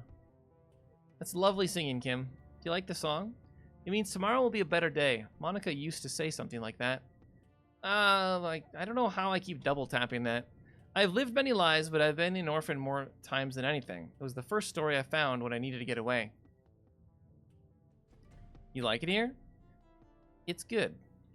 I can get what I need from Zach Flash or Doc Ezkabel, and they let me pay however I can. Monica's always nice, and Paul Amsel and the Angels nice to me too, usually. I know Monica's gone now, but I can still say that, right? Of course you can stay, yeah. I can still say, still stay. Thank you, oh thank you. I don't know what else I would do. Anyone try to get you off The Sims? But I need them. Monica understood that, and Zach says they're safe. Yeah, trust him. I don't know what I'd do without them. Without them, I dream, and I don't want to dream. I don't want to remember. They help me forget. They help me be strong and smart, and I never lose hope. That makes it a good thing, right? Better to be strong and smart in the real world. I wish I could be. Okay, let's go down to the wine cellar. Doesn't appear to be anything new down here. Lucky Strike, you're still here. Anything new to say? I don't think we've met. We have. We have literally already met.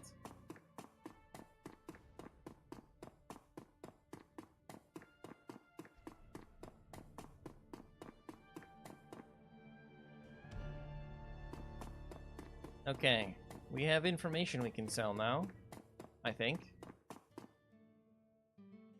Deliver the donor list. Freedom, equality, information. 500, that's it? That's all we got? That's garbage.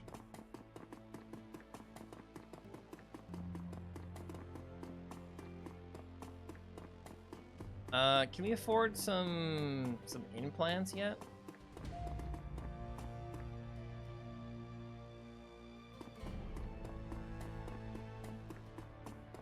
Hey, buddy. Cyberware. Let's go. I still don't have hardly any money. +3 move is so good. Quickness in 1 dodge. That's also very good.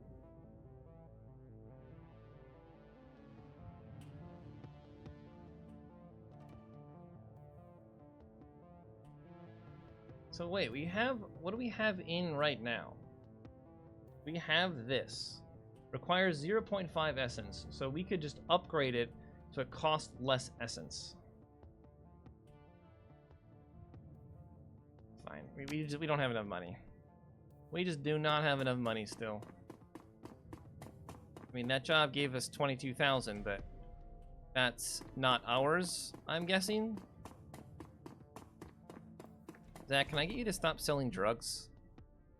I got a formula for combat stim? Yeah. Nice. What's up with the bandages on your hand, bro? Oh, these? Nothing much, chummer, nothing much. Tossed with a spirit back in Amsterdam. You know, we elves are a very spiritual people. Oh, come off it. Elves are not, on the whole, any more or less magical than anyone else. I'm in a position to know. Oh, come on, stop denying yourself. Embrace the power inside you. You've got the mojo just like me. Accept it. Between you and me, my mojo is stronger than any corp wage mages. Take those rat scum bastards at Az Technology. They cast spells all day and all night, right? Fire this and lightning that. Just toss them around like candy. Right. Well, me, I'm just doing my thing, not casting spells. I'm storing up my energy, saving it. Can you imagine how much magic I have? I don't think that's how it works. Trust me, friend, I have secret knowledge. Like I said, it's in the blood. Biotech. Okay, I trust you.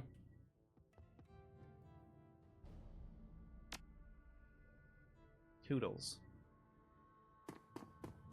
Toodles, he says.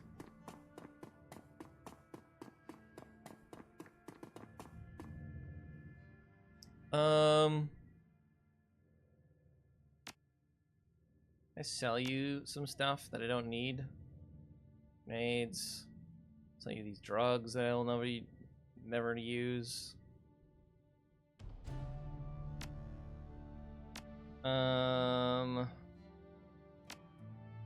That's good for now.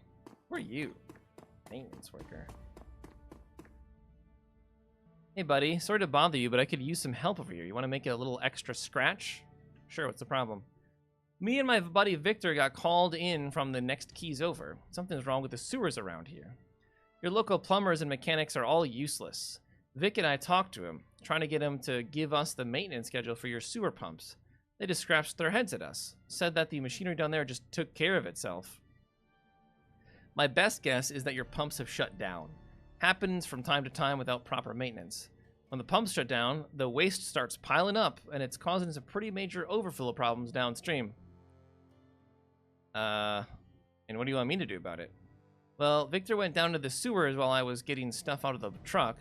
When I came back, well, I was about to climb down there, but I heard these awful screams. They went on, and then they just stopped. I froze up, nearly shit myself, to be honest. I don't know what to do, but I can't go down there, not after that. The problem is probably something basic, a clog that needs to be cleared, you know, something like that. Restarting the pump should take care of it, but no goddamn way am I going in there. If you'll do the job for me, I'll give you the new yen we were paid for. I don't need it. You can have it all. I can live with the money, but someone's got to fix those pumps before I leave. How much are we talking about? 500. Okay, sure. You're a lifesaver, chummer. If you find Victor, well, if he's alive down there, tell him I'm sorry. Okay, I guess we can go do a quick run in the sewers for 500 bucks. Assemble the whole... We're getting the whole squad together to go into the sewers. Really?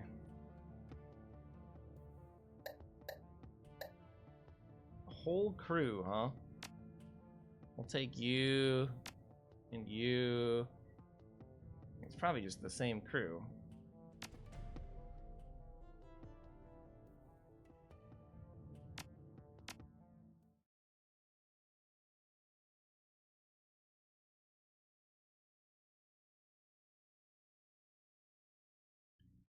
A ghost labyrinth of tunnels and dead-end passageways makes up the network of sewers beneath the cruise bazaar.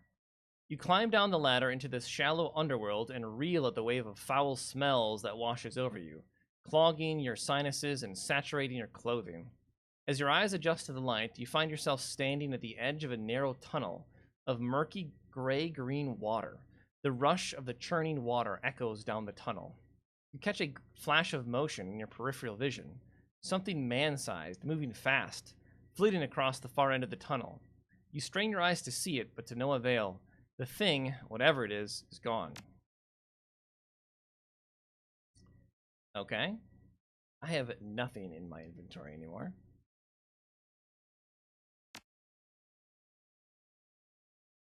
Can I move things from you guys? No.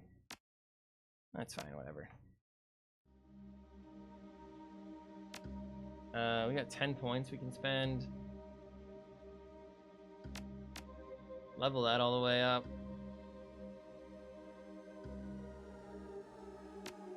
Get body up to 3 so we can have less damage. Get the missing maintenance worker, fix the pumps. This little job is going to cost us 500 bucks. Okay, you can't cross the sewer without a bridge. Pump status console.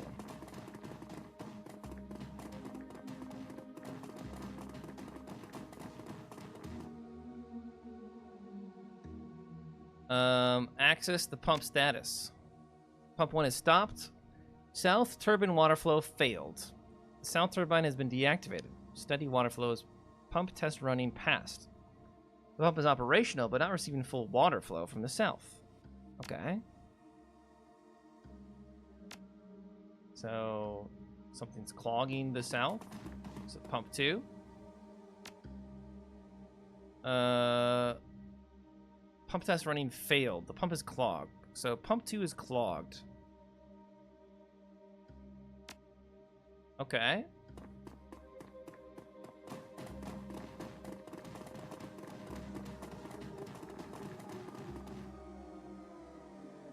Metahuman bones have been picked clean. Okay, so there's something eating things down here. Okay, there's a bridge here. That's a half-eaten guy. What the fuck was that? Corpse mangled beyond recognition. This turbine doesn't look like it's moving. Activate it. Please input the authorization key. How about no? Activate it. Turbine whirls to life. Okay. So this turbine is working. Oh, what is that? There are multiple things.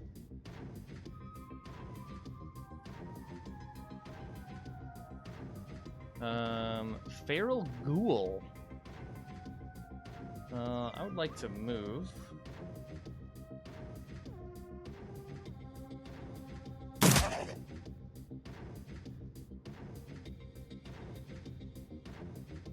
This thing's gonna like poison me. You missed. Of course you did.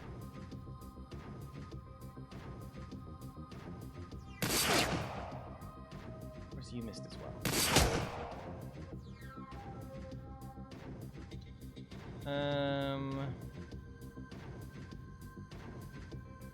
Move here. We're all missing. He just ran right past me and immediately went for... Okay. Well, at least we've got dodge chance now. There's another one.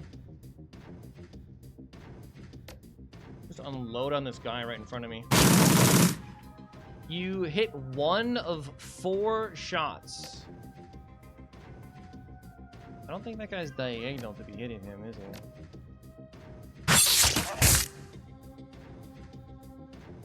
Yeah, that guy's asleep now. He missed.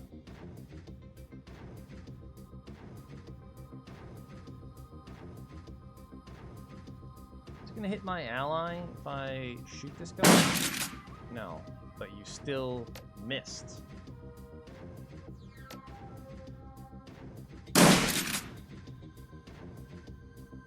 Let's see here.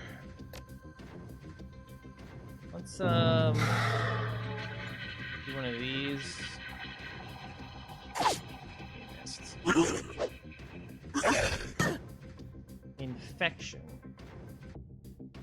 That's what I was afraid of. That's what I was afraid of. Fucking hell. How are we missing these? Okay, we unloaded into that guy. I'd like to back you up. I think we can hit better with our sniper.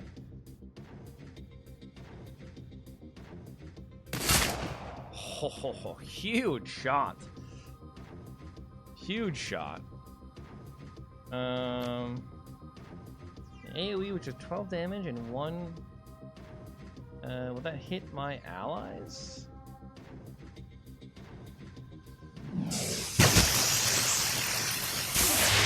That guy woke up. Alright, we're bleeding.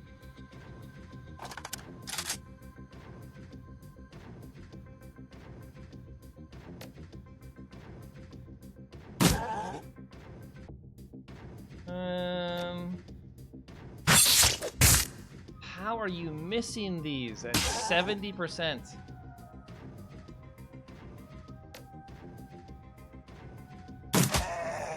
You're dead.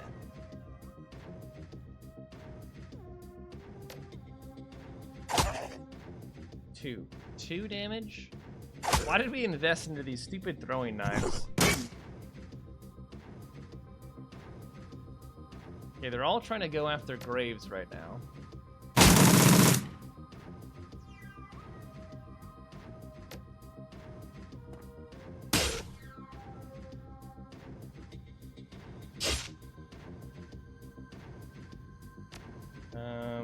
Heal Graves.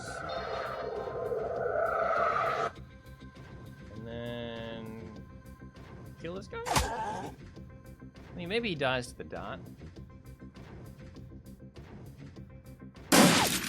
Well, that's... Okay, you actually killed one guy. He did not die to the dot.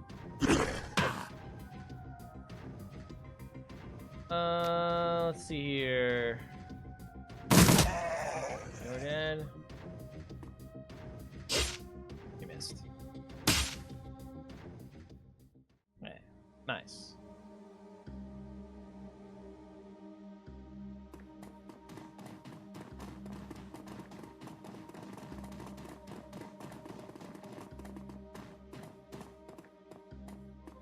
It's the missing maintenance worker. Search the body. Vart un Schadenbuch. Okay. The book is filled with depictions of turbine and pump cross sections, tools, and descriptions of maintenance procedures. Few of the pages have been bookmarked with colorful bits of paper. 822896. Okay. Computer. Okay. I think that was the pump code that we already have. Like, we don't need it.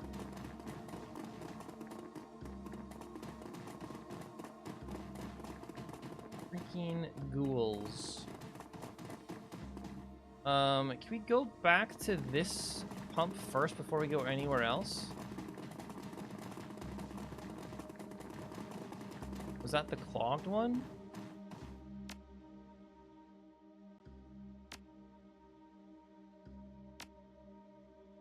So do we have to go to the...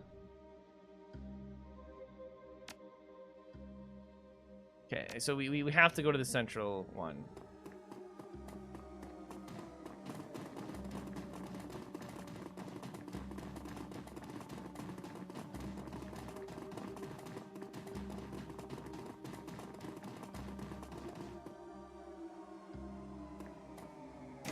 More ghouls.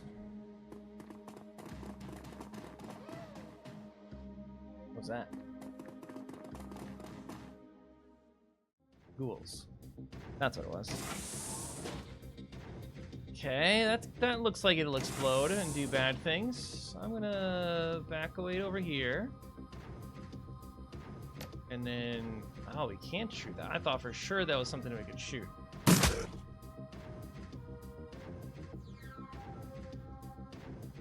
These guys...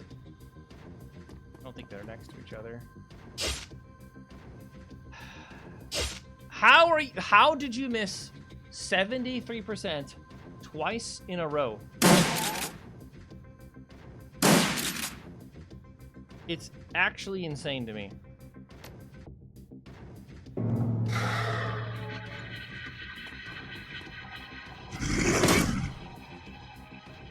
Where's this guy coming from?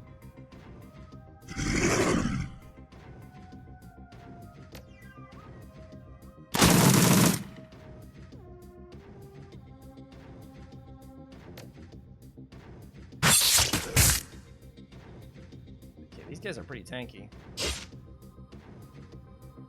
Still can't hit him though. That guy's dead.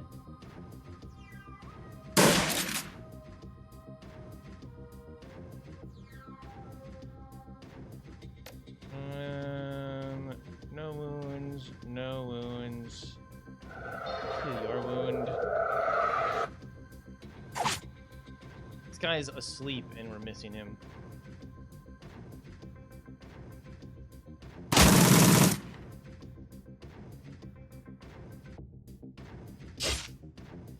You missed 80%. It's actually crazy.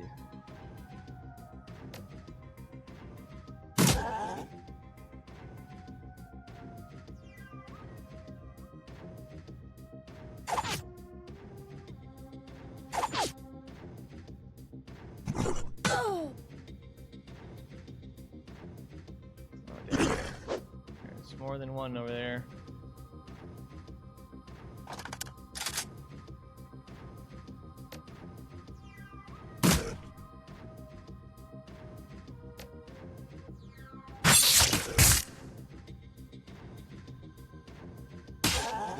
That's pretty tanky. Oh, shoot.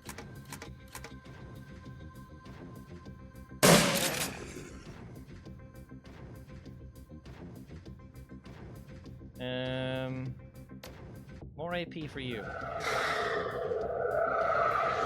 We can use the AP right away. Bruh.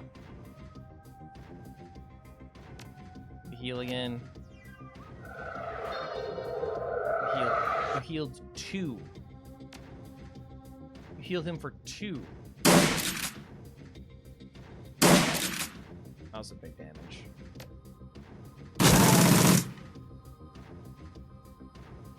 There's another one somewhere.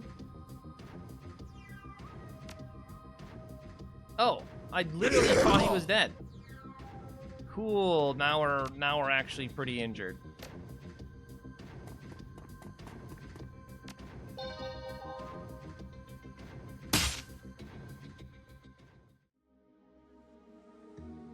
Okay. Save.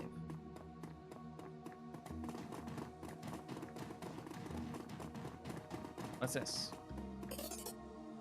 169. Nice.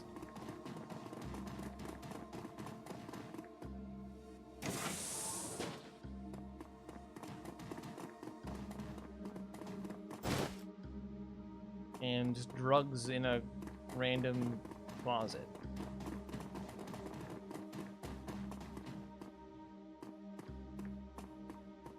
Okay. Restart pump 1. Restart pump 2. Pump is deactivated. Clearing obstruction. Done. Pump 3 success. Running success. Pump 2 operating with normal parameters. Okay. Oh. What the? A shambling mound of ragged flesh stumbles towards you. There's a look of desperation in its eyes. Please don't shoot. The ghoul's breath reeks of rotting meat. We're not like the others. I don't believe you. Please, listen to me. The ghoul takes another faltering step towards you. The Krieger strain takes a heavier toll on some of us than others.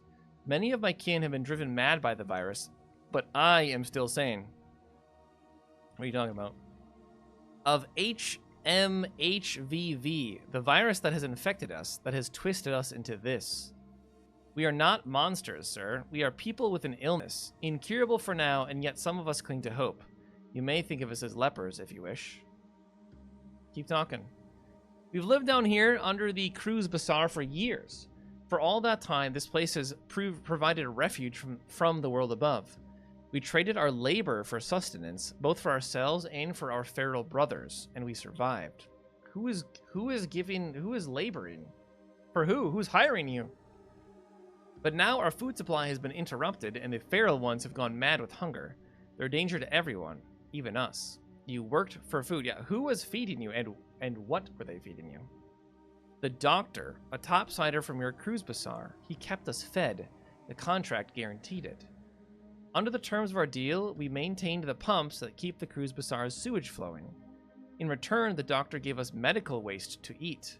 With proper rationing, we found that we could get by on what he gave us.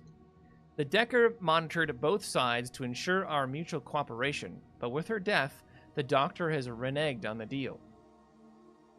Without the food guaranteed by the contract, the feral ones have gone mad, and in their madness, they have made it too dangerous for us to maintain the pumps. Monica? And Dr. Escabel? Yes, his contributions kept our community alive, helped us thrive, but now that the Decker is gone, he has demanded payment for our feedings. We have no money, but he does not care. He tells us that we must find some where he will let us starve. So you were the reason why the sewer system took care of itself.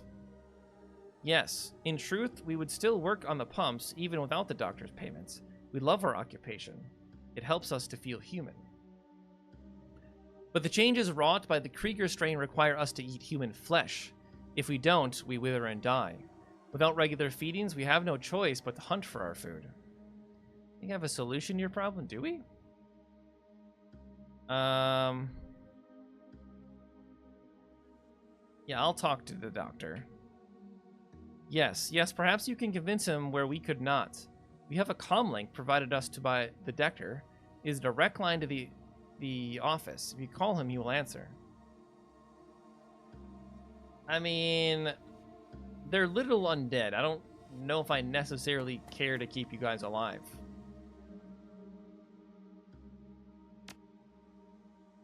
You know? Anything of value in here?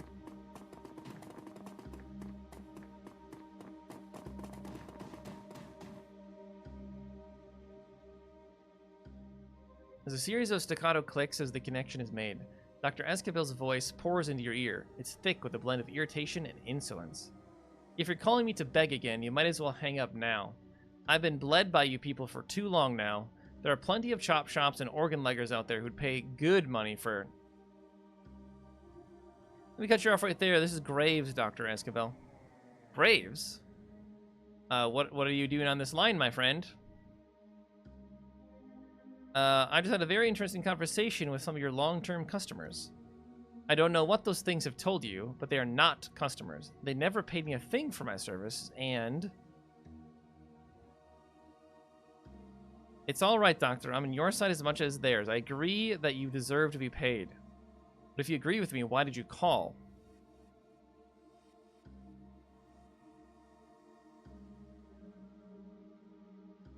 Do we threaten this guy?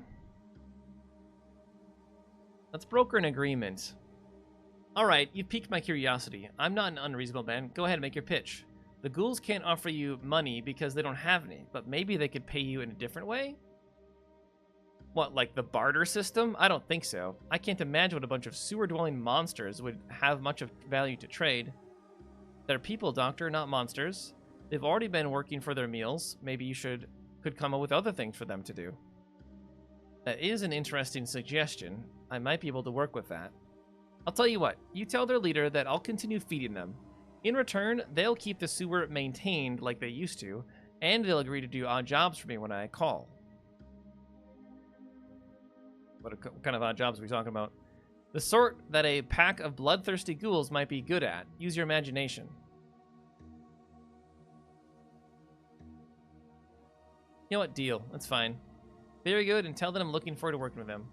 I mean, that's the best deal they're going to get. You're going to work for your money. And if you don't like it, well... he's offered to resume your feedings, but only on 2 conditions. Tell me the conditions. We are willing to be reasonable. He wants to continue maintaining the sewers, and he wants you to do jobs for him. I see. Tell me what sort of jobs you have in mind. He wasn't specific, but I think that he was talking about jobs of the bloody kind. I am not surprised. He sees us as monsters, and he intends to force us into acting like monsters. His own pack of mindless creatures to command. We will be forced to discard that which is most precious to us and act like what the world already thinks that we are. This is the price of survival for us. This is the deal that you brokered.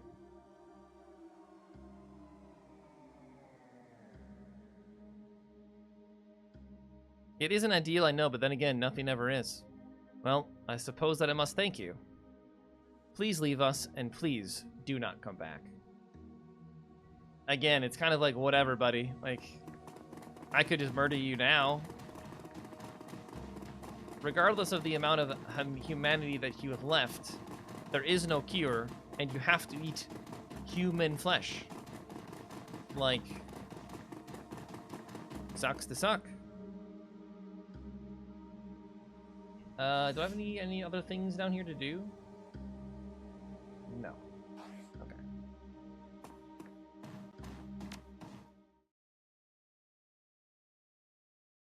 The fresh air out of the cruise bazaar is a welcome relief after your time in the sewers.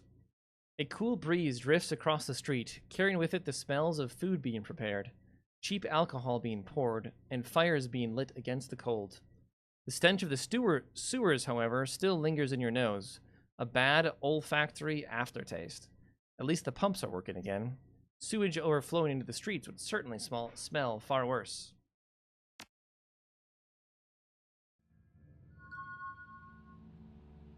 Yeah, more experience? Man, we get so little. Alright, let's talk to this guy. I was worried what happened. What happened? It's taken care of. You can leave after you give me my money. What about Victor? Your friend isn't coming. Sorry. Christ, poor Vic. I don't know how I'm going to tell his folks. Real close-knit family they were. Yeah, give him this maintenance manual. I don't know. They'll appreciate it. Here's the money you promised.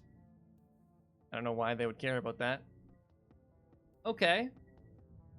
We gotta go tip this dancer again.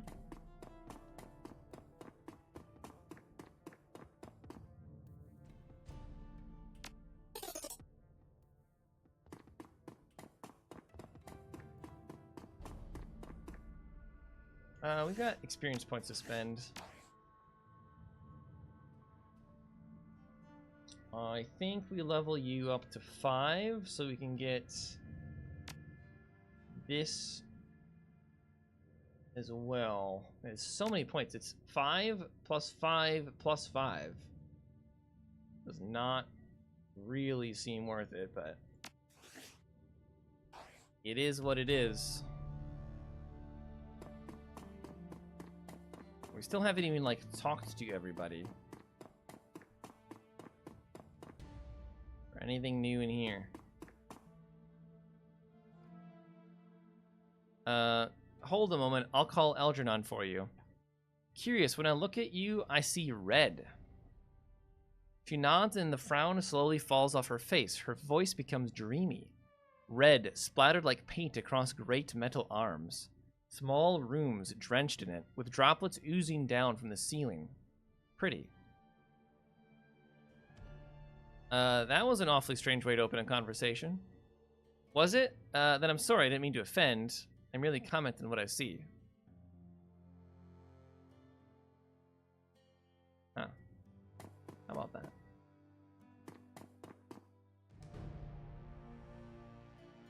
I have a question for you. What do you know about the Great Dragon Firewing? Fürschwing, the Firewing. That is a name that hasn't been heard in some time. For 40 years, I believe, though I cannot say for certain. Time and I do not get along. She was among the first of the great dragons to awaken, and the first to be killed by meta-humanity, or so the story goes. Looks like I asked the right person. You have insight? I do, into a great many matters. A great dragon is not like other awakened creatures, whereas a basilisk is nothing more than a Komodo dragon whose genetic structure was mutated by magic's return. A great dragon is a creature of magic, a creature that has seen more than one cycle of the world. This is the 6th. When a great dragon falls, the sound resonates across time and space. Got it. You're skeptical. So how does the story go? Fürschwing awakened, along with Loflir, Nebelhair, and Kaltenstein, around the first decade of this century. She was first seen over the Harz Mountains, and after a long flight announcing her presence, she began raining fire on every town and village she came across. Sounds like she woke up grumpy. Angry, deranged, or something else. What motivates a being such as her? No one knows. Firewing was never engaged in dialogue. German military forces are said to have killed her over the Sox the year she emerged. This, after months of fire, devastation, and terror. Her body was never recovered. Whenever I hear the body was never recovered, I immediately think faked her own death. Beware the holovids, my friend. They will rot your brain. Nevertheless, it is possible that the Firewing still exists. Dragons are cunning. Quite cunning. And a sealed emergency zone is, by its very nature, sealed. We cannot know what happens inside with certainty. One must wonder what effects the radiation from nuclear meltdown might have had upon her. What do you think? I think that we've reached the end of the information I have for you today. Or that the half-dream is willing to impart. Either way, it is time for you to buy something or move on. Heard of a gang called the Kreuzritters? Sadly, yes, they're quite active in Berlin. They're fascists, plain and simple. They cling to Christian doctrine to justify their actions, but they're killers first and religious fanatics second. What's the deal with the religion here anyway? Well, it's complicated. We stand in a country that has clung to its religious heritage with considerable zeal. In much of the developed world, the awakening shifted public perception away from organized religion, but here in Germany it had the opposite effect. While many developed nations had adopted spiritualism, some here might call it paganism, as their de facto belief systems, the Germany of 2054 remains a Christian nation. Whether that's a good thing or a bad one is open to interpretation. I take no stand on the matter either way. What do you believe? I am a simple traveler and a seeker of truth. I believe what I directly observe, and I have observed much. In my view, all belief systems are essentially different ways of interpreting the same thing. Magic is an underlying force of the universe. It is a fundamental truth. Religion is the lens that societies use to focus the enormity of that truth into something that their people can understand.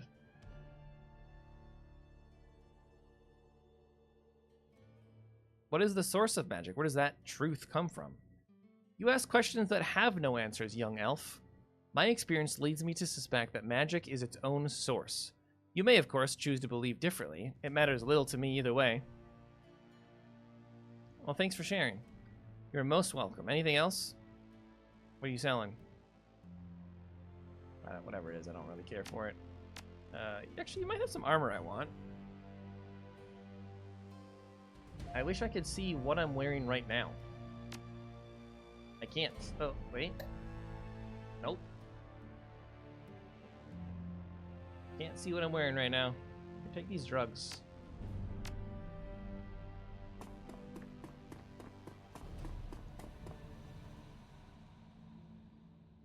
There's a lot more dialogue in this game than the first, and I like that a lot. Hey there, Altu was just telling me you were around. I was wondering if you might be able to trade a story or two. Alright, you first. What's the deal with you guys? The whole ears and hands thing, plus the barista junk. I knew that already. Well, alright. I suppose I've heard a lot about you around the Cruise Bazaar. It's only fair you know a little bit about me. I never really went to school. Pretty much been a street kid as long as I can remember. And there was so much to learn from people outside of school that I never really bothered. Makes it difficult to get a job done, so as all good street kids do, I chose a place to haunt with my friends and always hung out there. That was Altu's Cafe, and he was super nice about me and mine. I felt more comfortable with him than I ever did mein Vater. And we talked a lot when I was waiting around for my friends. He must have been fairly comfortable with me too, otherwise he wouldn't have offered me a job. Well, that's nice of him. Sure was, but speaking of him, I ought to be going. You know where I am if I ain't got anything for me, yeah? Okay, sure. Guess I haven't even talked to him in a while.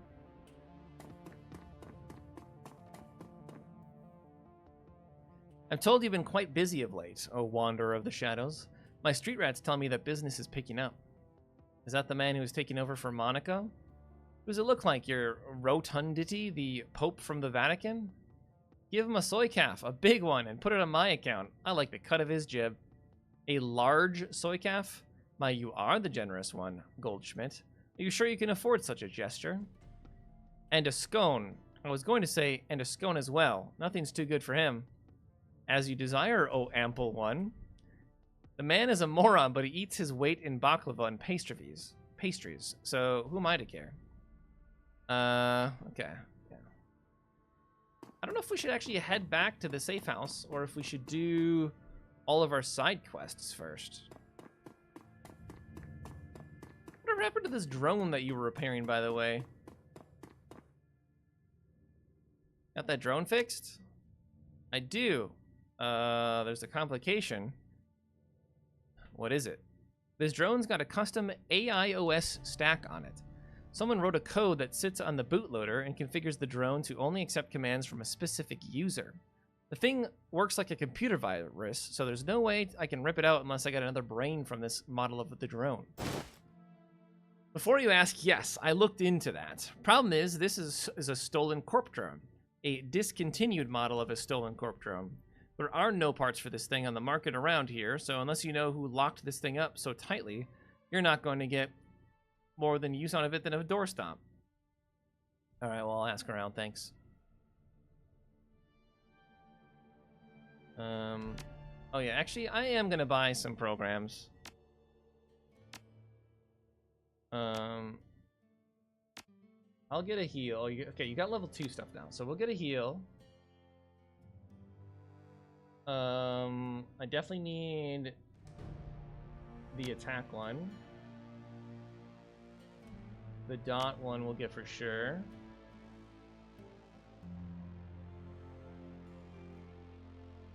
I mean, we don't have this one yet, so we'll just get it. I don't remember how many programs we can use.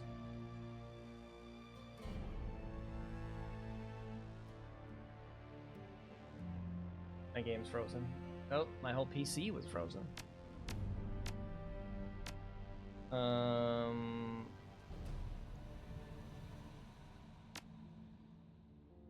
don't understand why I couldn't equip it. Why can't I equip these programs?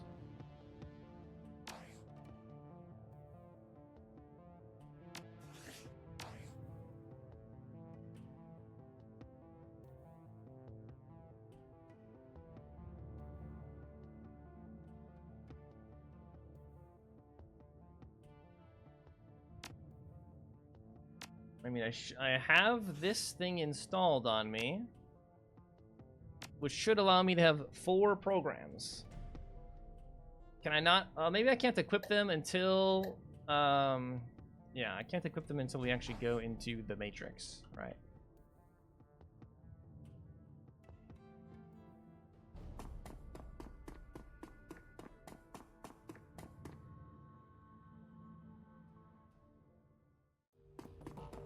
Okay, this is the guy we were questioning, or we just asked about that gang, right? I found this drone in the hotel vault. Does it belong to you? Yeah, Chief, that's mine. I didn't want to say anything at the time, since it was my idea to have you look at the vault in the first place. Well, it would have saved me some running around if you'd come clean. I, forgot about it. Honestly, Chief, I'm just glad to see you're up and running again. How'd you pull that off, by the way? Yeah. It won't listen to anyone but you, though. Score, can I have it back? I mean, yeah, whatever, I don't need it. I was hoping to see you. Do you have another run lined up for us yet? I'm strapped for cash. Why are you strapped for cash? With the amount of work we've been doing, you should be rolling in money. What can I say, Chief? I have expensive tastes. Yeah, give me an answer. And you're annoyingly persistent. If you must know, I'm in debt. That's where the money's going. Who are you in debt to? No offense, but this is going to get a little too personal. My debts are none of your business. If Sambucus sends his thugs here to you, yeah, it is my business. Alright, fine. First off, you don't need to worry about anyone coming after me. My debts are to a bunch of old contacts. If I don't pay them, I'm going to lose them, and in this line of work, it isn't smart to burn bridges. Second, before you ask, those debts are for services rendered. I was in a tight spot, I needed some help, and I threw around a lot of IOUs to get it. Third, and finally, the trouble I was in involved the girl.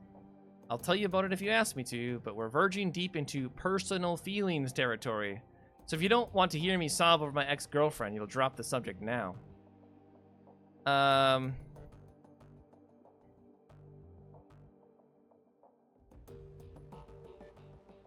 Yeah, tell me. I'm interested. Alright, where to begin? I met Amelie in Drogenkip. She was the first person who was ever more important to me than myself. I was crazy about her, Chief. To this day, she's the only person I've ever met who could outdeck me. And the real kicker is that she wasn't even a decker by trade. There's nothing she wasn't good at. I like to dabble in rigging, but she, that girl, couldn't pick up anything that she set her mind to. Sounds like a hell of a girl.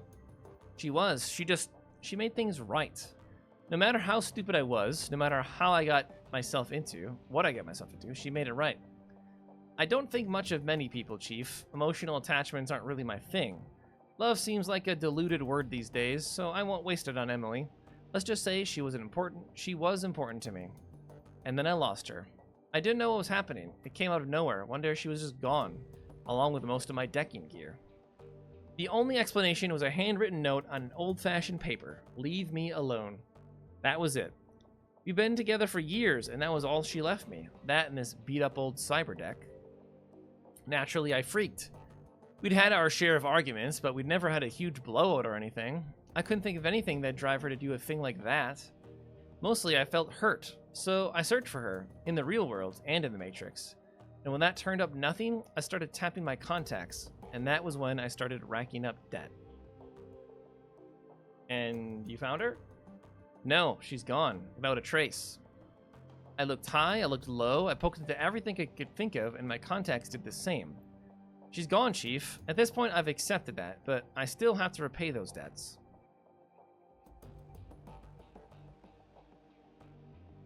Yeah, there must be someplace you haven't looked. I don't know, I really did look everywhere, and at great personal cost. I mean, you gotta keep trying, bro. You might be right. Fuck, I thought I was done with this, but you're right. Without some kind of closure, I'm never going to be at peace with this. Thanks for the talk. I'll let you know how it goes. Yeah, good luck.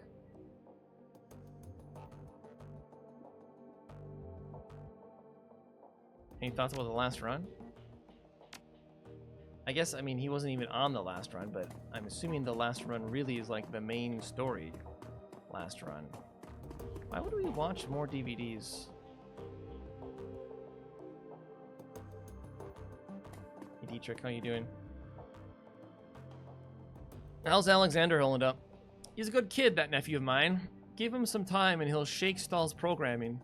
It might take a while, but he'll adjust to life here in the Cruz Bazaar. In the meantime, I've found a good home for him. Samuel's agreed to take him in. Is that wise? Samuel's employees have no love for humanists. Most of them don't even like humans. Best thing for the kid will be to learn through immersion. If he stays with Samuel's group, he'll have no choice but to interact with metahumans. Soon enough, he'll learn that they're no different than anyone else. First few days will be rough, no question, but he'll make it through, and come out the other side a better man for it. I mean, yeah, time will tell, I suppose. Yeah, that's right, it will. And when push comes to shove, he'll do the right thing, just like you did with Stahl. You'll see. Now, on to other things. Remember what I was telling you back before we climbed into the van? You're saying the Dragon Slayer was happy? Yeah. That's right. Thanks to our, let's not mince words, heroic actions back in that swine pit, the Dragon Slayer has seen fit to grant me his favor. And now I know what that means and what I can do with it. Okay, I'm listening. Well, he has seen fit to grant me a new ability, namely this. As you watch, the spot that Dietrich is pointing at begins to glow. Lines of force spread out in a scintillating web. The feeling of raw power suffuses your body. I've just torn open a channel between myself and the Dragon Slayer. The power that you feel is his power, pouring through the ether and into that spot. If you're familiar with ley lines, it's the same basic concept. I consecrate a patch of ground, and as long as I stand in that spot, all of my magic gets stronger. Not bad, huh? No, not bad at all. Pretty good, ain't it? Never heard of another shaman who could do something like this. We must have really made an impression. Anyway, boss, I want to keep fiddling with this, learning to properly control it, and I'm sure that you've got things to do as well. You take care of whatever else that needs doing, and by our next run, I'll be ready to use this. Alright. Can we level? Oh, we can level. Cool, you can carry more grenades. Sure.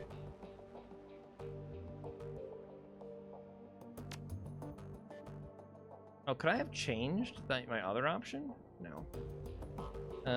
Earth or fire? I don't know. Fire. Gain an upgraded med pack. Just always? Oh, that's pretty good. That's pretty good. Accuracy increased by 3%, up to 6. Now pierces 1 armor. I mean, I'd really never bring you along ever. So, sure.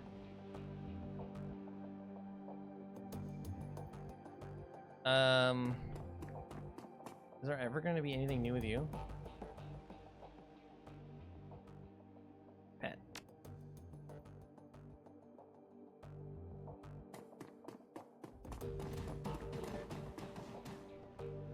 Hey, Iger. As you approach, Iger turns to face you. Her rifle has been field stripped and is lying in pieces on a sheet of butcher paper. Arranged in a neat row along the edge of the paper are bottles of copper solvent, bore cleaner, and lighter fluid. Our fearless leader returns. What do you need? Any thoughts about the last run? Yo, what is going on? My PC keeps doing bad things. And I don't know why.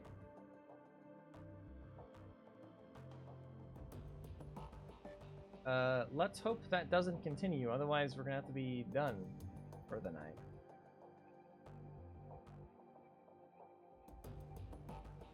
Okay, I'd like to hear a bit more of your time in the KSK.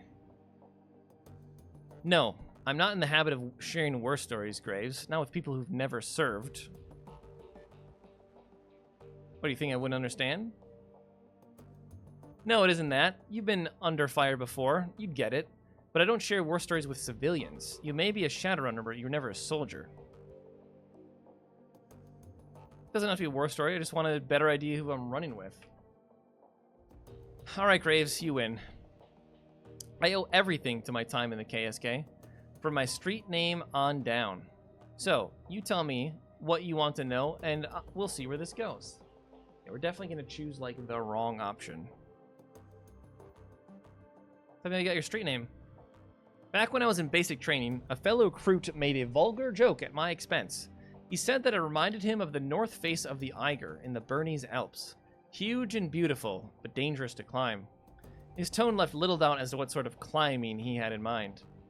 I think that he was trying to proposition me, in his clumsy way, poking me in front of the other recruits to try to provoke a reaction.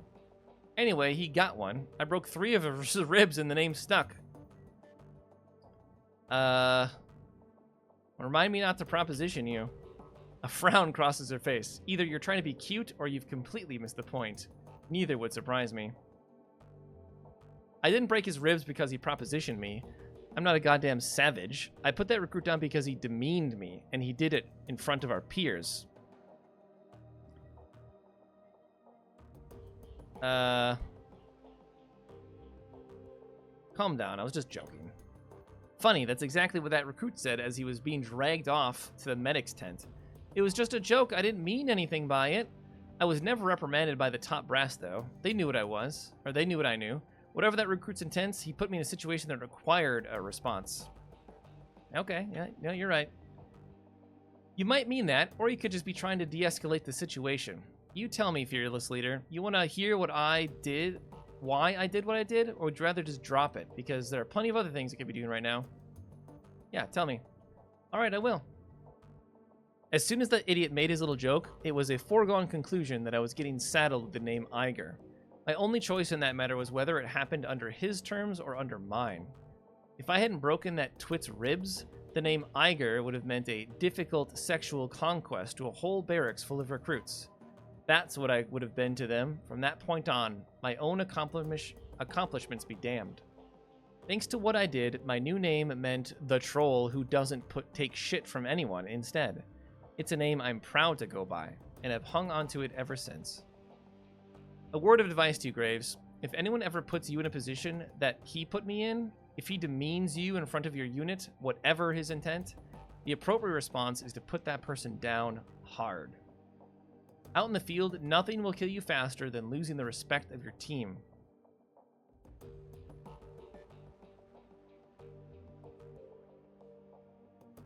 I should have broken your ribs. I mean, she would agree with that. That's a good advice anywhere, out in the field or here in the shadows. By the way, Graves, I'm aware that it's more than a little ironic for me to be telling you this. After Germanica's death, if you were the one who was dressing me down in front of Amsel and the rest, well, anyway, I don't want to dwell on it. I just want to say that I'm sorry for putting you in that position. Anyway, anything else? Tell me about your team. Fair enough. I guess you've earned it. There were 8 of us, 2 commando squads working together as a single unit. Schmidt and Lang were combat deckers. Wolf was our rigger and combat engineer. Fisher handled the demolitions. Braun was a medic, and the rest of us, Metzer, Kruger, and myself, were weapons experts. Our mission was extraterritorial, technically illegal, but important enough to justify the risk. We'd been sent across the border into Poland. The Russian mafia had set up a cottage industry in human trafficking all along the Oder-Neisse line, and it was our job to disrupt it. That sounds more like a police action than military. Wouldn't the GSG usually handle that kind of thing? Typically, yes, but in recent years, the Russian mob has become more and more heavily militarized. The brass decided that they posed enough danger to the region to qualify as a terrorist threat, and that brought them under our purview. Anyway, we were a good team, experienced. We went through a lot together, and we chalked up a lot of kills. In our own way, I'd like to think that we did some good. Who's in command? Metzger. Best leader I've ever had the pleasure of serving. He was a hell of a man. But he went down with the rest of the team. Everyone but me. What happened? No, that's one story that I won't be telling. They died. That's all you need to know. Alright, well, thanks. Alright, no more questions. Good, fearless leader, good talk. I'm sure she'll open up at some point, right? I have 2 new messages, jeez. Hijacked shipments. If you value new hardware coming into the Cruise Bazaar, we need to talk. One of my weapons shipments was hijacked by a local gang. It'll be $500 and you can recover the shipment. I'll have some new gear on the shelf. Who is Gunari Metbach? Come see me for details. The doctor. Come see me at your earliest convenience. Doesn't matter, we need to discuss. There's so many messages. Claim payment. Here's your payment as promised. Wait, I got 3,750, but the total payment was 22,000. 22,500 deductions from the crew's salary, ammunition and resupply cost, automatic deduction for Alice funds. There it is. Remainder sent to Graves accounts. So my crew got 22,500. No, my crew got 6,000. I personally got more than half that.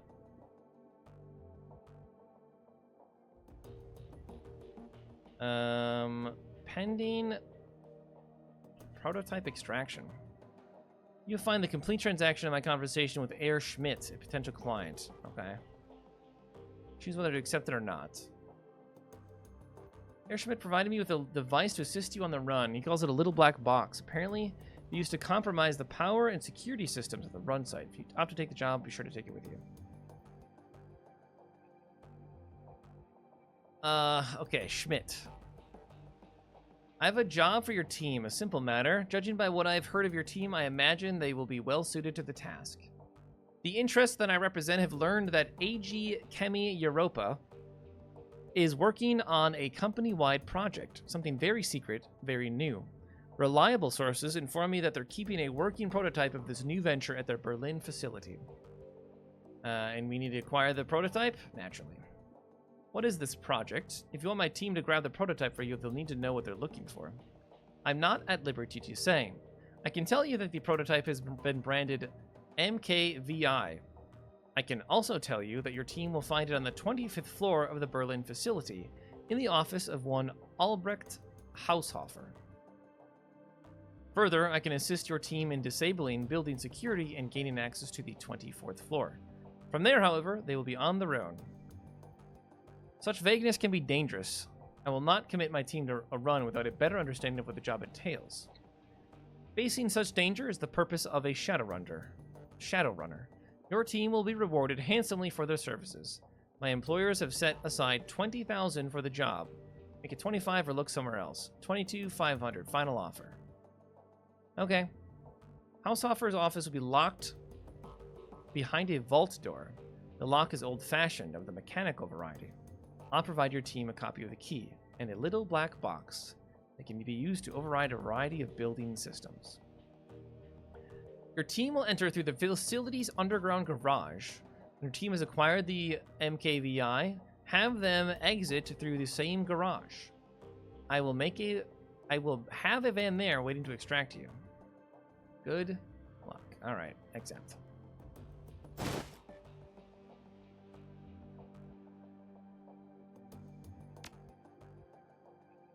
Right.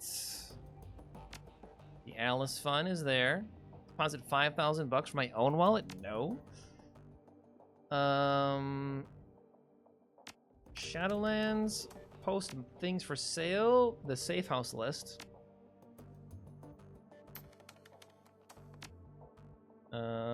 Francis Highlander, best new deck.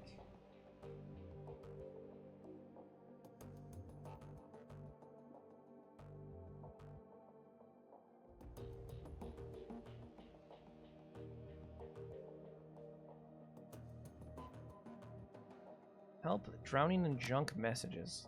This is all just silly fluff.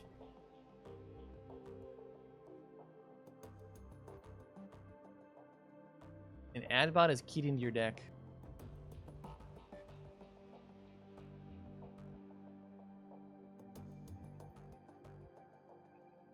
Make an online dating profile.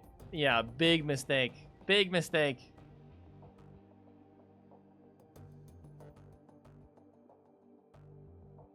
Big mistake, buddy. Okay.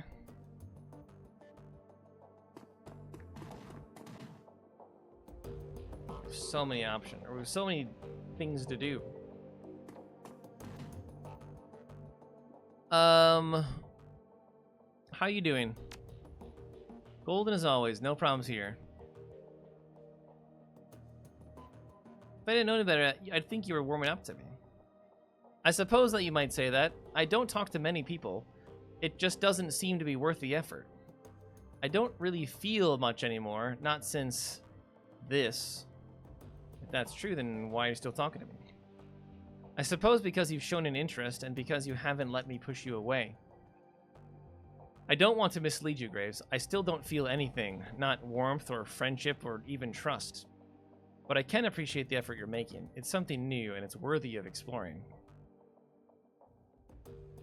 Let's talk about what happened when things turn you're 14. I'd rather not.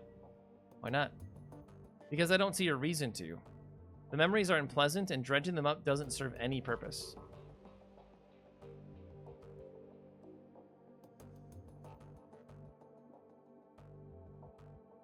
Yeah, I'll give you your space. Can I ask you about the Chrome? Give me some more time. Alright. I just want to hear the sound of your voice. Take it easy. Alright, I guess we'll press her. I mean, you really probably shouldn't press someone like this.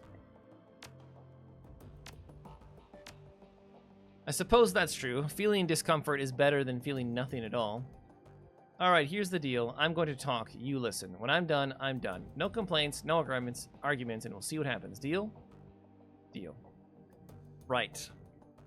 So a few days after my 14th birthday, I began to express magically. Go on. Anyway, I turned 14. I awakened. I don't even remember how my parents found out about it anymore. I think my dad caught me playing with a tiny city spirit that I coaxed out of a pile of garbage. Something like that. With everything that happened afterward, those days are kind of a blur. What I do remember is my father's response to the revelation that his little girl was a witch, a hex. He beat the living shit out of me with his fists, and then his belt, and then a claw hammer that he grabbed out of his toolbox. Jesus.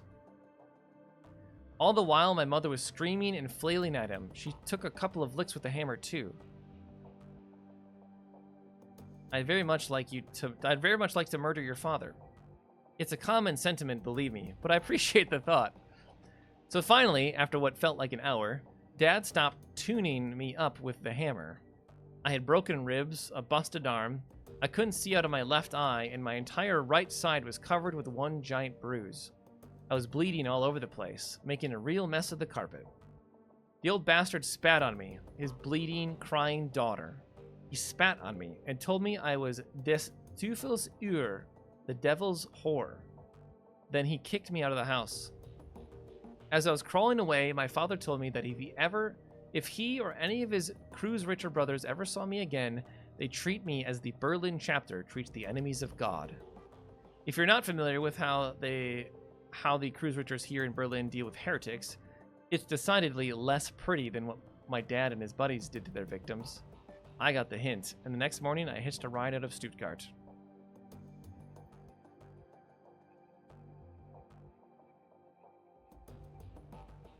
You're a smart kid. Not that smart, but we'll get to that in a minute. I wound up in Tübingen. I figured it'd be safe enough place to find medical attention and maybe to call home. It's not far from Stuttgart, but it has a huge student community that I figured I could blend into, and the university there has a decent magic department. My ride dropped me off at the university hospital, and they patched me up pretty good. Had some questions for me about how I got so beaten up, but I lied and told them that I'd been mugged, which played nicely into my complete lack of cash, credit, and identification. We're gonna move fast enough through the next few years. I was a kid on the streets. I got by as best as I could, doing whatever I had to do. The rest we can leave up to your imagination. Good?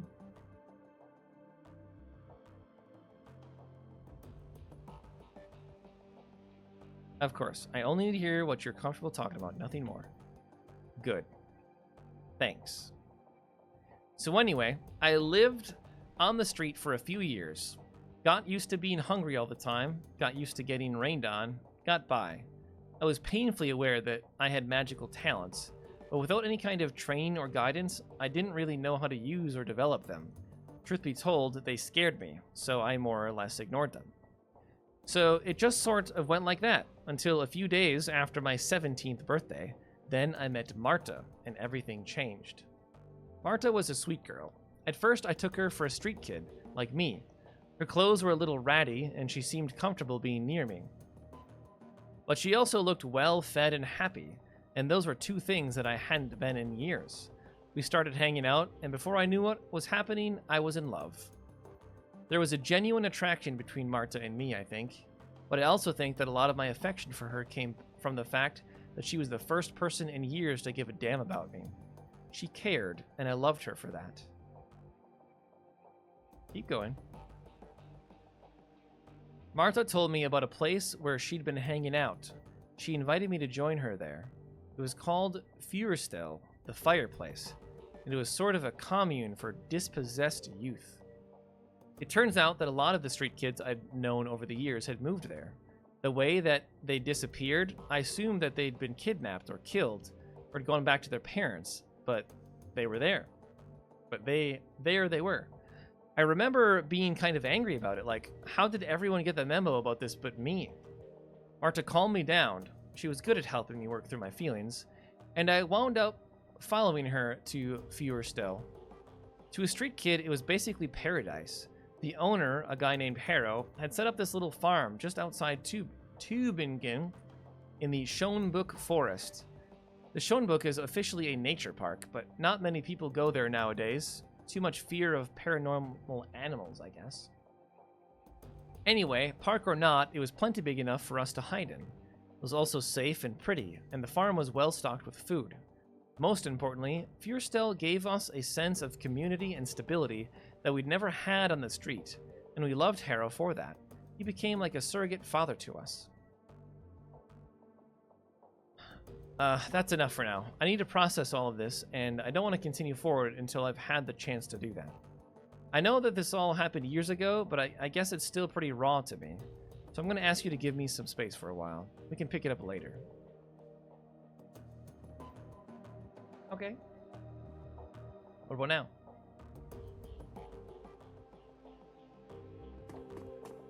Alrighty then. So can I equip my programs? No, and I've got nothing. Alright, I need to go buy some,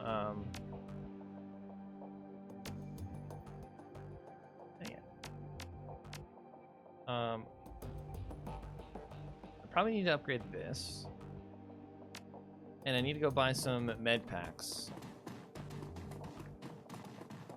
Did I talk to you, Paul? I don't know if I should talk to you before doing all these other side quests or not. I have news for you. In your absence, I've been looking into the Harfield Manor. Whatever Firewing is up to, it's both large-scale and well-funded. I've uncovered a money trail leading from holding companies all over the world to an offshore fund with a dummy address. From there, all of that freshly laundered money flows directly into the Harfield estate. Why would the dragon have investors? That doesn't make sense. It's doubtful that the Firewing's pawns even know where that money is going. This is typical of draconic plots. Uncover a stream of money flowing behind the scenes, and there's a fair chance you'll find a dragon at the receiving end of it. To a dragon, conspiracy is second nature. Firewing was different. She didn't scheme or plot, she acted. Yes, and look where it got her. When the Firewing launched her attack on humanity, it was an act of hubris. She lashed out because she didn't consider our species to be a threat. It would be equally hubristic for us to assume that she will make the same mistake twice. I will continue digging into this while you and the team tackle your next run. With luck, I will have more information to share upon your return. Alright, thanks. One last thing. Malin was able to restore the readable surfaces of one of the DVDs. If you want to look, find it beside the player. Just one? She's still working on the others. Many of them are extensively damaged, and getting anything off them is proving quite a chore. She told me that she'll be in touch if and when she makes any headway. Okay. I was wondering, like, why would we watch the DVDs we already watched? Because now there's more.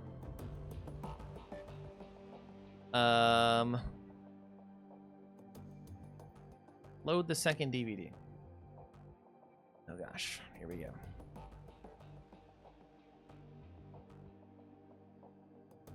Did we read this or no? As I said in my last recording, I've been having trouble finding hard facts on Firewing, so I thought I'd open things up a bit. Let's see what the rumor mill has to say.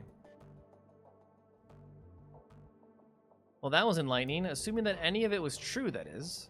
For the past 5 hours, I've been poking around some of the crazier fringe theories related to dragons and the SOX. As a reminder, that's so meta, right? Like, no one would ever speak like this. The SOX is an irradiated wasteland between France and Germany. It got zoned off back in 2008 after the Cattenom GIU reactor meltdown. Anyway, there are all kinds of rumors floating around about the place. I've heard stories about a walled city in there that operates on a survival of the fittest, kill or be killed basis. Sort of like a nightmare inversion of Berlin. All of the anarchy, but none of the stability that the F-state provides. The radiation poisoning, cancer, and mana pollution are just the icing on the cake. So when Adrian helped the Luftwaffe shoot Firewing down, she crashed into the SOX. That much is well known. What isn't as well known are all of the modern day myths that have risen about her since, and tonight I've heard an earful. I chatted up a girl who claimed to be a ghost rat. That's a smuggler that operates in the SOX. She told me about a dragon cult called the Disciples of the Cleaning Fire. Apparently, these cultists worship some sort of radioactive ghost dragon. Could be Firewing, or it could be nothing, but it's worth digging into all the same.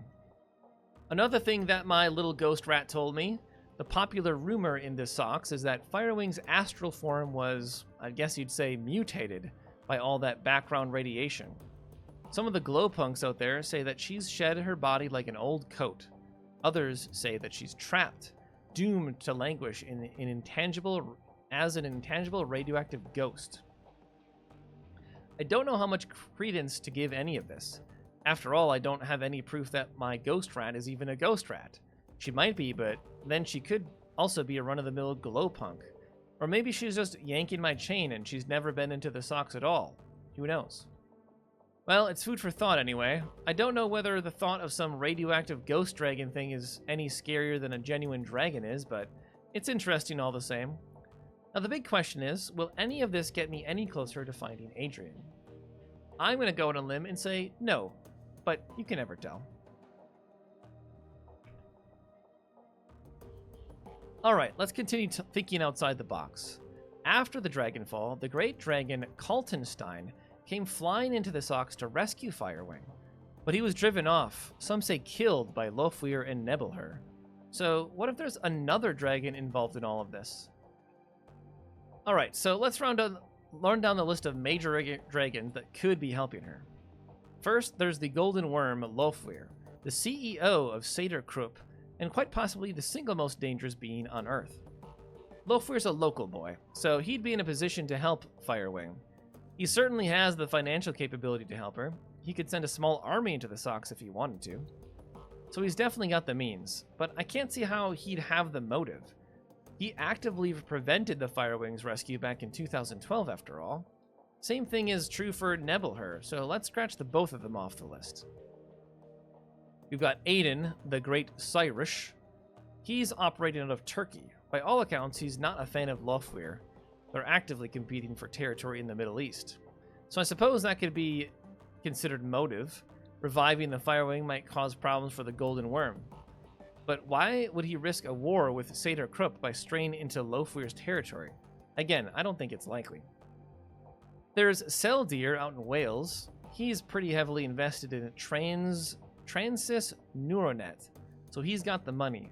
But he's too busy dealing with the BTL killer scandal that Transys is going through out in London to get his claws dirty in the Sox. Dunkel Khan's out in the UCAS. No, this is a waste of time. The more I think about it, the more convinced I am. The Firewing is acting alone. Dragons don't cooperate unless they absolutely have to. After all, why bother making nice with your equals when you've got an entire planet full of pawns at your disposal? They don't need to work together. They have us to exploit. This one is corrupted. Okay. Does this actually mean anything? Or not?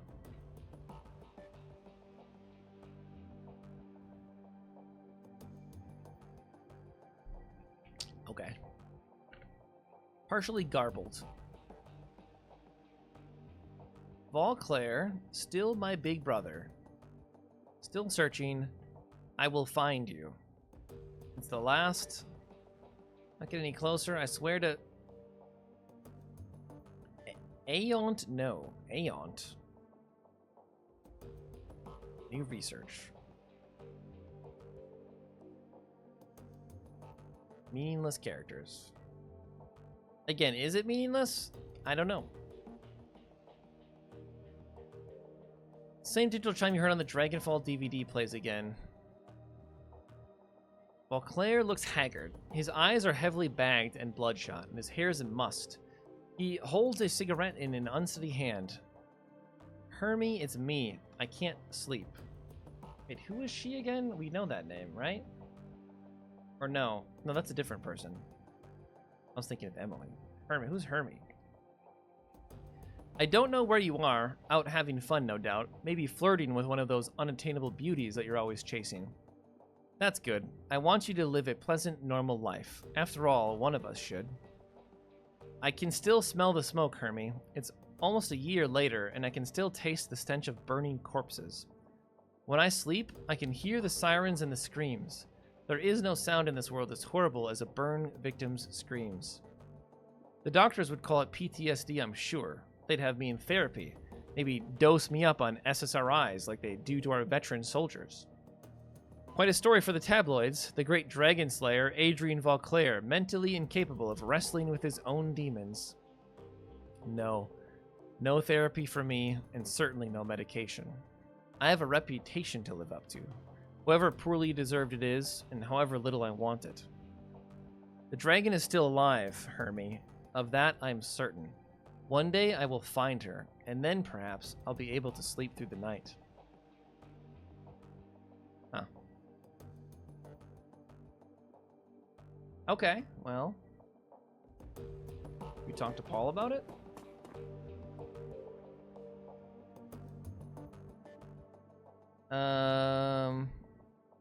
Got a question about the Cruise Bazaar? We're gonna sell pay data? I mean, on the thing, yeah.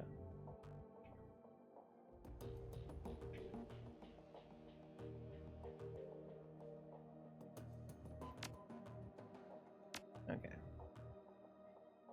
Wiederschein. How do you say it? Auf Wiedersehen?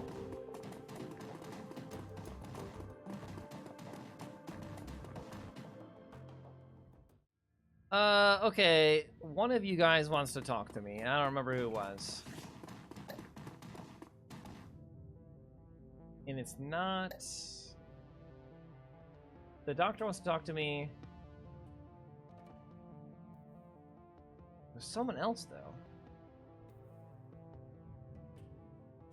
Gunari? Was it Gunari? Who's Gunari? Who is Gunari?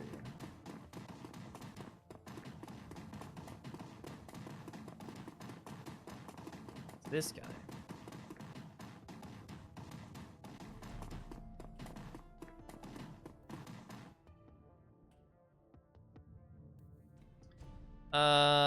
Yeah, can I do this thing first, though? First of all, I've got just weapons that I don't need anymore. I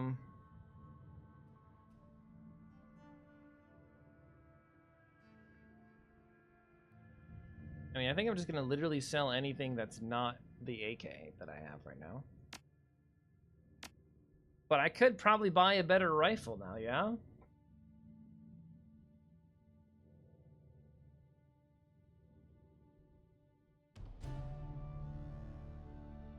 A smart link. Here says 2 armor.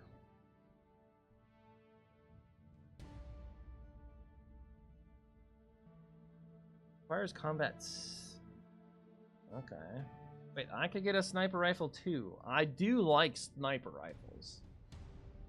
And they do a buttload of damage. But you can't use the burst option on them, I'm guessing. I don't know what cap really means.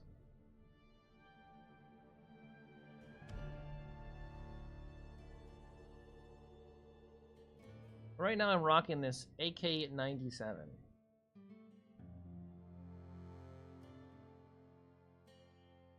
Do I need armor piercing?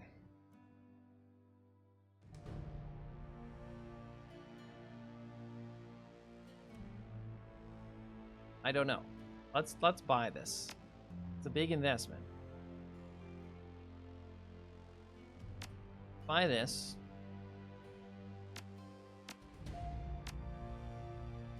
And yeah, but can I sell you the old one? I'd like to sell you this old one. And that sells for a lot. What do I have on my body? Nothing. I was trying to see what my current equipment was. Dodge is good. Dodge and move speed is good. Quickness and move speed is good. What am I currently wearing? I'm wearing an apprentice's outfit. Willpower and charisma. I mean, the extra charisma is probably good to have.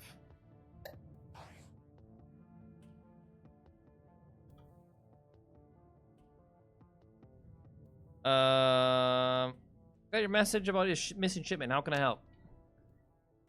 A gang from a nearby Keys has been hijacking shipments bound for the Cruise Bazaar, taking money out of our pockets. I could use your help to stop this from happening. Your dear departed Monica used to provide encryption and information control for the Cruise Bazaar. Now that she's gone, we merchants have been having no end of trouble. The obvious answer is that a gang has intercepted our communications. What kind of communications? Shipping manifests, payment orders, that kind of thing. A group with an agenda could use that information to set an ambush, and that's just what this gang has been doing. Several cargo trucks full of goods have already been hijacked en route to the Cruise Bazaar. I had a tracking device placed on the latest shipment that I sent out, containers full of weapons and medical supplies. Sure enough, it got taken, and I've tracked it to Gusenbrunnen. If you've never been there, it's a Keys built out of an old U-Bahn station and some old bunkers. Rumor has it, a new gang called the Robengeister is holed up there. I suspect the two of you are related. The two things are related. And there are so many German words and pronunciations that I'm terrible with. Maybe I should, like, brush up on my German, of which I know none. So, I need you to go to the Gessunbrunnen, find the Robengeister, and get our goods back. I can offer you 500 bucks. Can you tell me anything else about them? Not much, I'm afraid. From what I've heard, the Robengeister are tricky. They have a reputation for stirring up trouble, then disappearing without a trace. Okay. How do I get there? Let me guess. Take the U-Bahn. Yeah, duh. Alright, I'll take care of it. One more thing. I'm going to need you to go on in light on this one. Take your friend along if you like, but no more than one. If you spook them, they could trash the merchandise. Best go quiet. Best go soon before the trail goes cold. Okay, that sounds time sensitive. Only bring one, which means we would like 100% bring along Glory.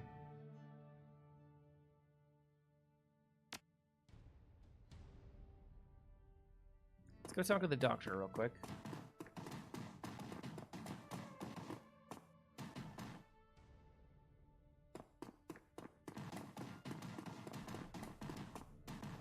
I can afford an implant now.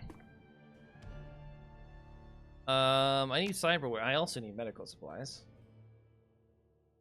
Let's see here. What do we got? +3 movement is amazing. I really like this equipment and dodge. I don't know what alpha wear means though. And is this for both my legs? No. But you only have the one leg. Huh.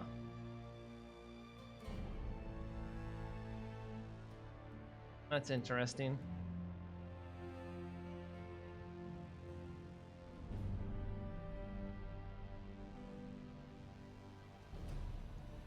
+1 Riz. Ooh, I do like that. I do like getting the +1 Riz. That's literally all my money.